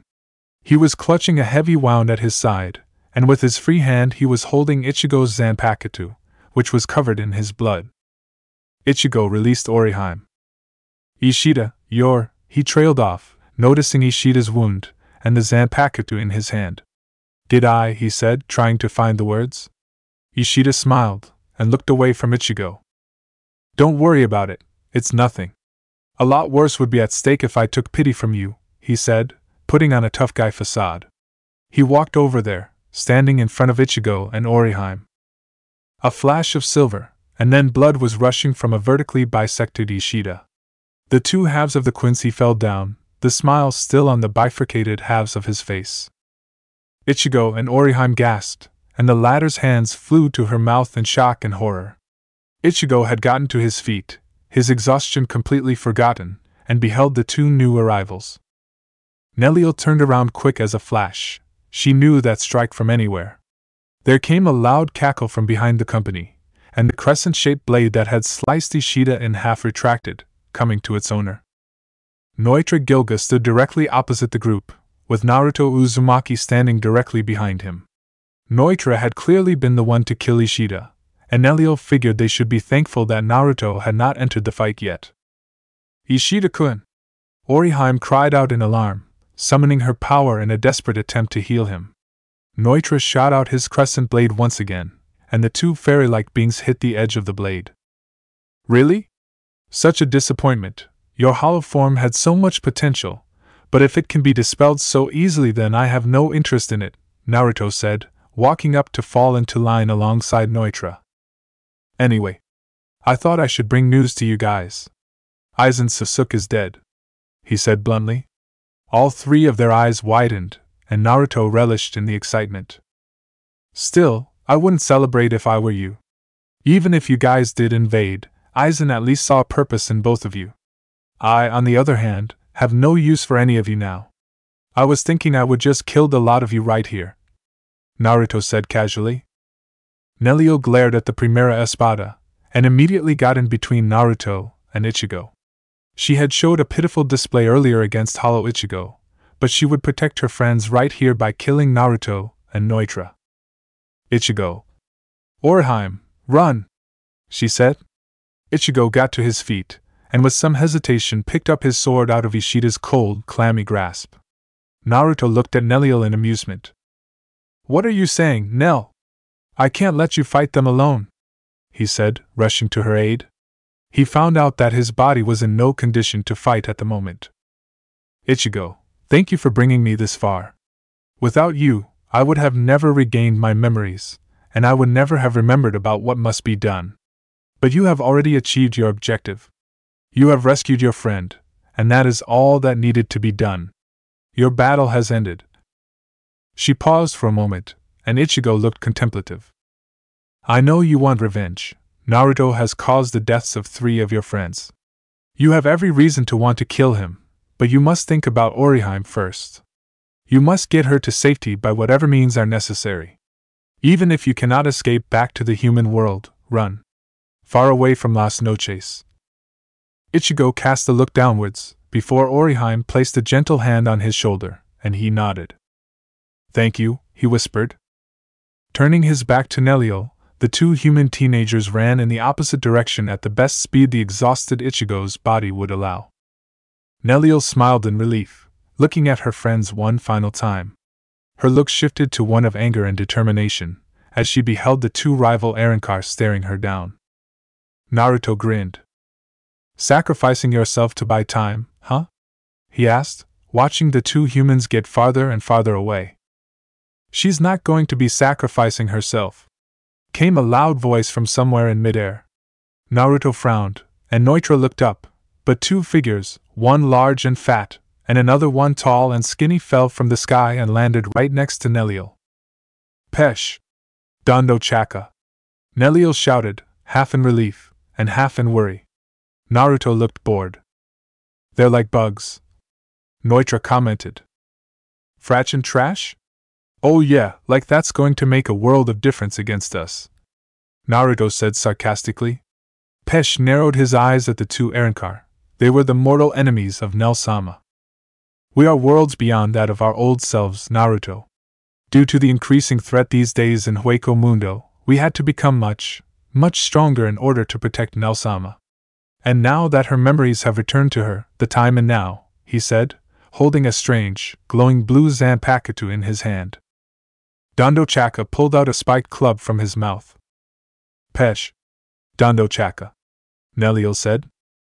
I know what you're going to say, Nel-sama, but this is a battle for all 3 of us. All 3 of us were wrong that day so many years ago, and the time to extract vengeance is now. With our combined strengths, we will defeat both of them right here, Pesh said, determination staining his voice. Nelio shook her head, and twisted her lance in her hand before she smiled. No. I understand you too, she said. Neutra cackled. This is fucking perfect. We're all reunited for another battle. It was 3 on 2, but it was 2 current Espada versus 1 former Espada and 2 former Fraction. It was clear who had the advantage. I could finish this all by myself, but, Naruto said, I want to focus all my attention on you, he said, directing his attention on Nelio. He drew his Zanpakuto from its sheath. Nelio felt a rock drop in her stomach. Despite being Naruto's Fraction at one point in time, she had never seen him release his Zanpakuto, or even use it in battle. He pointed his Zanpakuto towards the sky, before bringing it crashing down towards the earth. A line of force moved its way towards Nelio, distracting her from Naruto, who was moving in for a strike. Nelio just barely got her lance up in time to block his attack, but Naruto was pushing the offensive, and the 2 combatants slid away from the scene. Naruto looked up from the battle. Ichigo and Orihime were far away now. Neutra looked miffed at not being able to fight Nelio, but focused his attention on her 2 former Fraction. This won't take long, Naruto commented, looking back at the scene. Pesh was gargling up blood already, Neutra having administered a heavy wound to his torso. Nelio looked shocked as Neutra followed up with another attack, thrusting his Zanpakuto into Pesh's chest. A fountain of blood erupted from his chest, and Dondo Chakra rushed towards his aid. He suffered the same fate as his friend, having his strange tiki-like mask caved in from Neutra's Zanpakuto. Nelio felt tears prick at the corners of her eyes. They weren't able to survive those attacks. Pesh was already lying in a puddle of his own blood, and Dondo Chaka's face was crushed. She screamed in pure, righteous fury, flashing away from Naruto. In her rage, she forgot the opponent she was supposed to be fighting, instead focusing all of her anger on Neutra. She would avenge her dead friends. Neutra looked surprised at the speed of her Sonido, getting up his Zanpakuto to block. He didn't know if he'd be able to survive this oncoming attack. It didn't help that she was released and he wasn't. She never got the chance. After Nelio had rushed Neutra in a fit of rage, Naruto himself flashed away at a much greater speed. He got in front of her, completely underneath her guard. He raised his Zanpakuto to skyward as Nelio halted in her advance. Orange Ryatsu gleamed on the end of his blade, and the full power of that Ryatsu burst forth. An orange wave washed over Nelio as Naruto slashed down with all the force he could muster. The move completely cut Nelio in half, and continued to slice through the ground after that, creating a fissure that cut through the sand for several hundred feet. The bisected Nelio turned her head one last time. She didn't even register what had happened, but she knew there was one more thing she had to make sure of it. She thought right before she died. Good, they were still running, just little specks on the landscape now. Chapter 47, Almas Perdidas. The fake Karakura town was silent. No humans were around in the replica that Soul Society had constructed for the inevitable battle between Soul Society and Hueco Mundo. The town stood silent and unmoving. Then, all of a sudden, there were flashes of high-speed movement throughout the skies of the replica town. Figures leapt off of buildings and off of the streets too, jumping into mid-air. They were ready for combat. And they were all there. 13 captains, 11 vice-captains. The greatest fighters that Soul Society had to offer stood in the skies of the human world, waiting with bated breath for the storm. Many members of the Konoha Association were there, at least the ones that held captain or vice-captain rank. They were all concerned. Kakashi had entered into Hueco Mundo on his own, and they hoped he was still alive. Whether or not he returned alive would be the deciding factor on whether or not they took action. And so, they waited. They waited and waited for their opponents for the battle. Many hours passed, but there wasn't a single ripple in the sky, no gargantas or portals that would signify the arrival of Aizen and his ilk. The 24 combatants stared down the hypothetical place where they would appear, but there was something off here. Las Noches never showed up. Naruto sheathed his sword, his Ryatsu fading. Nelio's skin had already faded to a pale pallor, and her eyes were wide open and blank. His attack had split her in two entirely, and she was dead before she even hit the ground. Naruto frowned. He was very satisfied with the kill he had just performed, and Nelio has been a thorn in his side for far too long. However, there was something else that bothered him. Naruto placed his finger on the ground and opened up his pesquisa. He narrowed his eyes, focusing in on the two humans that were trying to escape. They were far away, and would escape at this rate. Not to mention, he couldn't pinpoint their exact location, and only managed to get a grip on a general area. He lifted his finger and sighed. Now that he knew Kurosaki's hollow side could be controlled by his allies, those two were almost non-factors. They were little to no threat to him if his hollow side was something he himself couldn't control. Not to mention, they didn't know how to use Garganta, so they couldn't escape to the real world and give away valuable information. At best, they would only be capable of living a vagrant life in Hueco Mundo with all the other hollows. He looked over. Neutra had already finished off her two ass-kissing fraction. He was looking towards him for instructions now, as he knew along with the other Espada that it was time to make preparations for war. The first thing they need to do is abandon this old palace. Whether or not the Shinigami have Garganta, we know that the invaders came to Hueco Mundo particularly close to here, via the Garganta of Urahara Kisuke. We don't know if Urahara will make amends with Soul Society soon, but it's something we need to be prepared for. Neutra frowned at Naruto. We're not ready to take on the Godai 13 just yet. Almost all of Soul Society's power lies within its captains, and without the former 3 commanders, we're low on power. In addition to that, it's 10 Espada versus 13 captains. We're outnumbered, and 1 or 2 of our members are not up to par with even the weakest captain Soul Society has to offer. Before we declare war on Soul Society, we need to have every single Espada operating at captain class or above, Naruto said. He paused for a moment to breathe, and continued. We also need to complete Wonderwise ability, and get into contact with our reserves in Eastern Hueco Mundo. Even if we somehow defeated the Soul Society, the Spirit King is necessary to the plan, and the Royal Guard is stronger than the Godai 13. Those reserves will be pivotal in our second battle if we are to take the Spirit King's head. Where are we going? Back to the Reino Animal Palace? Neutra asked. Naruto shook his head. No, that kingdom is dead and buried. Nothing will come of reviving that failed experiment now. I've given up on being a king. The Reino animal wasn't strong enough to destroy Soul Society, and I became too concerned with governing. No, Baragon may still hold on to the idea that he's still a king, but I've moved on. I'm no longer a king, I am a military commander. Neutra listened to Naruto, not really caring about the whole thing. If they had to move, then they had to move. There seemed to be no way around this. We leave as soon as possible. Ulquiorra is already closing up the portal to Karakura town. That place is no longer important. The only thing I need to do now is inform the other Espada of the relocating procedures. The lower-level errand car will follow their superior's lead. Neutra didn't say anything, but Naruto had already turned his back to him, so he couldn't see his reaction. So, where are we going then? Neutra asked, finally speaking again. Naruto halted, bringing a hand to his chin as if to ponder the question. He hadn't decided on an exact location. He would have to recover some items that he left back at the Reino Animal's palace, but that wouldn't be his base of command. I'll tell you later, but for right now I'm going to call a meeting of the Espada. Aizen was the supreme commander of this place, but that has all changed. There isn't a rank greater than the Espada now, and we're going to have to make some decisions that haven't been up to us before. Naruto said. The Espada meeting hall had a new look. Without Aizen calling the shots or the meetings, it was the first time where he was not already present right at the start of the meeting. So far, 9 of the Espada had already taken their designated seats at the table.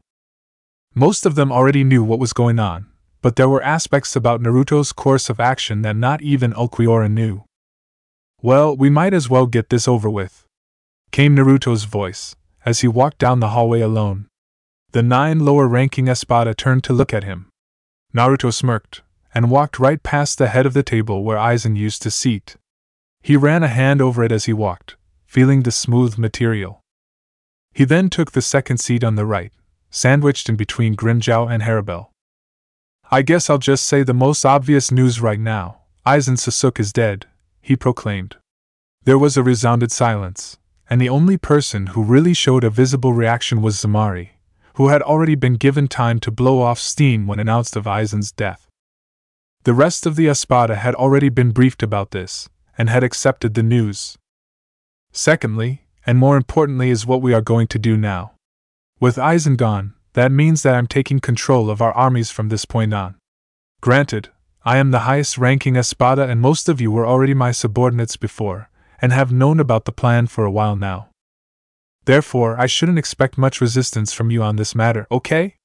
Naruto said casually, putting a hand on his cheek. His eyes flickered over to Baragon. Naruto narrowed his eyes. That guy was being shockingly submissive about this matter. What is he up to? Naruto thought. Just because Naruto and Baragon had similar downfalls and similar grudges against Aizen did not mean they weren't enemies. Baragon probably saw no different in him leading than he did with Aizen. The other Espada who weren't a part of his kingdom didn't seem to have any objections. However, he knew one of them would raise a ruckus with the next thing he said. He turned to Yami. Oh yeah. Yami. You're being demoted, he said sweetly, a big, gaping grin on his face as the look on Yami's face went from bored indifference to dumbfounded stupidity. He blinked for a moment, and Naruto thought for a moment that he was just going to sit there in shock, and the inevitable explosion wasn't going to come. What? Oh, there it is. Did I fucking stutter? You're not the Zero Espada anymore, Naruto said. Screw you. Who the hell put you in charge around here anyway? Just because you replaced Aizen-sama doesn't mean that I accept you as our leader, he roared. Naruto closed his eyes, and he grinned, showing sharp teeth. He didn't seem to care before that. However, it wasn't him who spoke next. Yami, do you understand why you were given the position of Zero Espada? Ulquiorra asked. Naruto opened his eyes, and his grin got wider.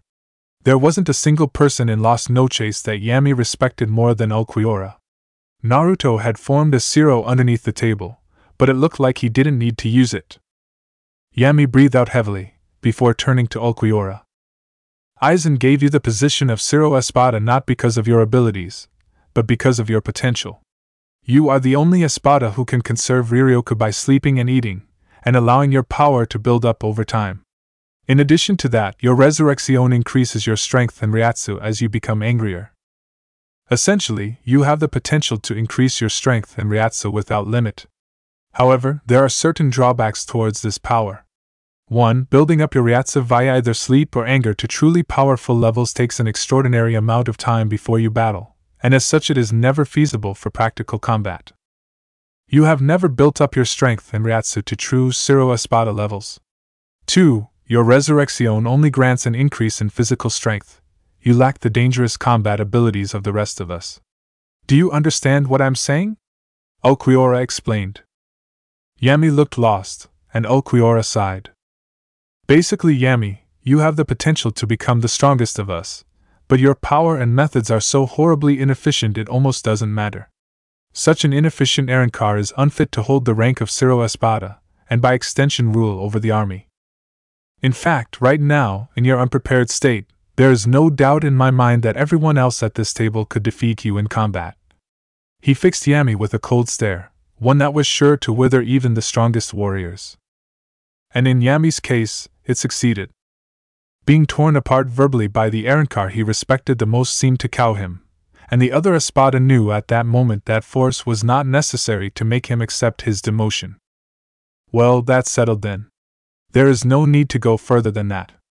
Yami will remain at his position as the Decima Espada, but he will remain the Decima Espada in the event that he releases. The position of Ciro Espada is now null and void, Naruto piped up. The other Espada agreed with him on that. Now, on to more important matters. We're relocating, Naruto said bluntly. Now that was a statement that surprised plenty of the Espada, who saw no foreseeable reason that they should move. Allow me to explain. With the 3 commanders of Las Noches either dead or missing, we are significantly down on power. We cannot hope to challenge the Soul Society at our current level of power. Soul Society's power lies almost entirely within its captains, which means that we are lacking several key captain-level fighters. We have 10 years. He paused, allowing this information to sink in. 10 years to get all of the Espada to captain level. 10 years to train to our fullest potential, and 10 years to gather our hollow forces and coordinate the plan. It's a short time, but I believe that we can manage this. He turned to look over at Ulquiorra. And finally, there's one last order of business we need to take care of. He paused for a moment, before he reached into his pocket, pulling out a deep purple orb covered in a glass case. The other Espada looked at the orb carefully, and for many of them it was the first time they had ever seen the Hugyoku face to face. Usually, it was kept on a pedestal underground within Aizen's throne room, and many of them weren't Hugyoku-created Arrancar. You seem to all know what this is right here. It's the Hugyoku, he explained, picking up the ball and looking at it. Because of Aizen's recklessness, the true danger of the Hugyoku came out, and he outright killed himself because of its misuse. During my fight with Aizen, he explained the true power of the Hugyoku, and its ability to make any desire come true. But we've seen the result if someone tries to do that with its power, Naruto said, tossing the Hugyoku and catching it in midair. The Hugyoku will continue to be used for its original purpose, and I will be the one to hold on to it. Despite this, there are numerous advancements we can make if we use this practically, and this is because of what Aizen did. What did Aizen do? Harabel asked. It's simple. When Aizen used the Hugyoku to turn hollows into Arrancar, he was limiting our potential. The Ryatsu composition of a Hugyoku-created Arrancar is 96% hollow and 4% Shinigami, and the power gained through Shinigamification was rather minuscule. Why should this be when there was such a powerful tool at his disposal? Granted, most of us here are naturally created Arrancar, but it is still possible to improve ourselves if we use the Hugyoku. I need time to sync with the Hugyoku, but when I do I can awaken our full potential as Arrancar. And what is this full potential, Naruto? Harabel asked. She seemed to take up the position as unofficial spokesperson among the other Espada. Naruto closed his eyes, before he looked over to Sail. The Novena Espada nodded stoutly, before Naruto turned his gaze to look at Ulquiorra. His right-hand man was always of an interest to Naruto, for one particular reason. It's simple, really. Right now, all of us except for one are unable to use a second release. Naruto started. Most of the other Espada looked at each other. Clearly they had never heard of a second release. And this is because most of us at this point are unable to use it. With the Higyoku, we'll be able to pass our former limits and finally be able to learn the Resurrección, Segunda Etapa. Wait. You're telling me that there is a whole nother stage of Resurrección we can use? Grimmjow blurted out, not being able to contain his emotions anymore. That's right. Ulquiorra is the only one who's been capable of achieving this state, but his existence right here proves that it's possible. The Resurrección, Segunda Etapa is essential to the invasion. With it, most of us will be able to breeze right past the average captain level strength. That seemed to get the attention of all the remaining Espada. But still, I have to sync with the Higyoku. It's going to be some time before I'm capable of creating that second release. In the meantime, we need to abandon this palace. There is nothing of use here to us anymore. That seemed to surprise a great deal of them. I'll explain. Due to our recent invaders that have been purged, we know that it is possible for Shinigami to come into Hueco Mundo. With that said, they would know that we're here. We need to relocate somewhere quickly before they decide to launch a full-scale invasion. No one seemed to raise any objections, so Naruto stood up. So it's settled then. We will relocate our forces to our reserve base in eastern Hueco Mundo. You all have exactly 1 week to get everything you need for the journey. I will be taking that week to supervise the journey and movement of materials, and Seo's going to need extra help with his lab equipment and specimens. No need, Naruto. I already have all of my fraction working on that. Seo piped up, waving a hand haphazardly. Naruto hummed. Alright, then everyone focus on your preparations for the move. There's one other important thing that lies within Las Noches. The archives on the Shinigami that Aizen brought to Hueco Mundo. The information we have on the current captains are the most important files, but make sure that every last word of information in the archives travels with us to our new base. That's all for now. Dismissed, he shouted, bringing an end to the Espada meeting for now. As the other Espada filed out of the room, Naruto folded his hands, now alone in the room. El Libro de Ciclos was very specific on its plan, but he didn't know if something like that was really there. It seemed as if they had been running for hours, and yet no one seemed to be coming after them. Nelio's sacrifice had given both Ichigo and Oriheim enough time to put a great deal of distance between themselves and the other two Espada, but Ichigo didn't believe that they'd be able to avoid all confrontation with other enemies. The landscape was desolate the entire time, though, and for that they were at least thankful. They didn't stop to heal Ichigo's injuries at any point in time. He had a sneaking suspicion doing that would only invite trouble. Oriheim was keeping pace with Ichigo, but she couldn't stop herself from looking behind her shoulder every so often. Besides doing that, she would occasionally break down crying in the middle of running, when the memories of all the deaths would confront her. Ichigo almost envied her.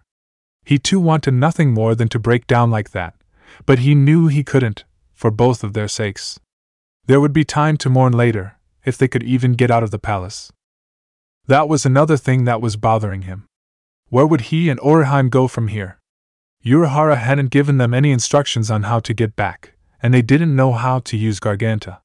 No one in Soul Society was there to aid them, so they were essentially stuck in Hueco Mundo. Ichigo sighed. It was better than nothing. They, or rather he, had saved Inoue after all. They could worry about what they were going to do later. He heard crying from beside him. Oriheim was breaking down again, and as a result she didn't really look where she was going. The sand parted underneath her feet, and before anyone knew it, she had fallen down a pitfall trap. She screamed clumsily, and Ichigo stopped in his tracks, a bead of sweat rolling down his face. His eye twitched suddenly, and he found himself at a loss for words. There was a thud, and a high-pitched owie from the bottom of the pit. Ichigo sighed in relief and a little bit of exasperation, before he peered down the hole. "Inoue!" he called. "Kurosaki-kun?" she called back. "Inoue, are you all right?" "Yeah, I'm fine. I landed on my stomach, But something broke my fall, she called back. Ichigo's mouth opening slightly in surprise before his eye twitched again. Must have been her, never mind. Anyway, Kurosaki-kun. Come down here, I think I found a better way out, her voice said from down below. Ichigo raised an eyebrow at that. What kind of pitfall trap was it if it had a way out? Inoue, just stay there. I'll come down and get you real quick, he shouted down to her, jumping into the hole without any hesitation. The hole was dark, but it was significantly wide, as Ichigo could move around while he was falling quite easily. Ichigo touched down easily, his Shinigami body and the soft sand both cushioning his fall. Orihime was lying to the right of him on her stomach, looking down in another direction. Kurosaki-kun, look, she pointed in the same direction she was looking. The two humans seemed to have been deposited into an area that have caved in over time, but the other section of the underground tunnel still seemed to be intact, given the stone walls and unlit torches that lined the wall. Ichigo was reminded of the tunnel they had used when they first entered Las Noches. I'll bet if we follow this tunnel, we can make it directly outside without running into any enemies. Man, I'm glad you found this, Inoue, he said, smiling lightly at her. Orihime stuck out her tongue bashfully. I'm really clumsy, so I guess that's the only reason we found this place, she said modestly. Ichigo had already gotten to his feet, and crouched slightly to fit into the tunnel. Orihime dragged herself to her feet, and followed directly behind him. She noticed his gait. He was limping slightly, and his breathing was slightly heavier. He was definitely still seriously injured. Kurosaki-kun, wait! Let me heal you while we're down here, Orihime called out. Ichigo stopped in place, glancing at her before once again turning back ahead. We're almost out of here, just wait a little while longer. I can feel it. I've been getting so sick of this place, he roared, pushing himself to go on. Orihime stared at him in awe, until a few minutes later they could see an opening at the end of the tunnel. Ichigo picked up speed after, and when they finally breached the opening and came out underneath the Hueco Mundo moon, he collapsed onto the sandy ground almost immediately. Kurosaki-kun! Orihime shouted, thinking that he was injured. Ichigo simply hummed at her, thoroughly content to just lay there in the sand. He didn't even flinch when he felt an orange triangle surround his body, and a warm feeling spread throughout his inside. So, what do we do now? Ichigo asked the question that was on both of their minds. Orihime continued to heal him, despite the fact that a thoughtful look had entered her face. She had finished healing him, and the orange triangle faded. Ichigo flexed his hand by instinct, and his Shinigami robes had recovered fully. He got up from his lying position and sat on the sandy floor. Well, we're stuck here for the time being, he trailed off. Orihime seemed to grasp the implications of what this meant, but there was one other thing that her mind was focusing on. Stuck here, with Kurosaki-kun? She thought, as she unconsciously turned a beet red. Ichigo noticed this. What's wrong? He asked. That brought her out of her reverie, and she shook her head violently. And nothing, just nothing. Everything's great. Ichigo continued to look confused, and Orihime dropped her head.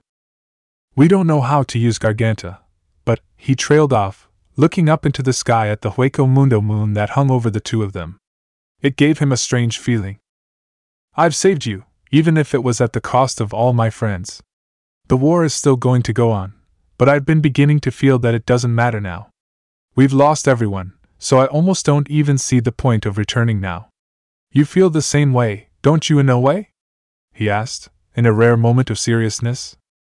A wave of depression washed over him, and tears pricked at the corner of Orihime's eyes. Slowly she nodded. I sort of feel that we can't go back now, that doing so would be an insult to their memory. But whatever the case, we're stuck here now. We have to make the best of our new lives here, and see if we can cope with the death of our friends, he finished. Once again, Orihime nodded in silent agreement. The two of them were lost souls now. They didn't have anywhere to go, or anywhere to go back to. They had no goals, no purpose, and no future, and in a way they only brought this fate on themselves. It was going to be a long life, but that was all they really had.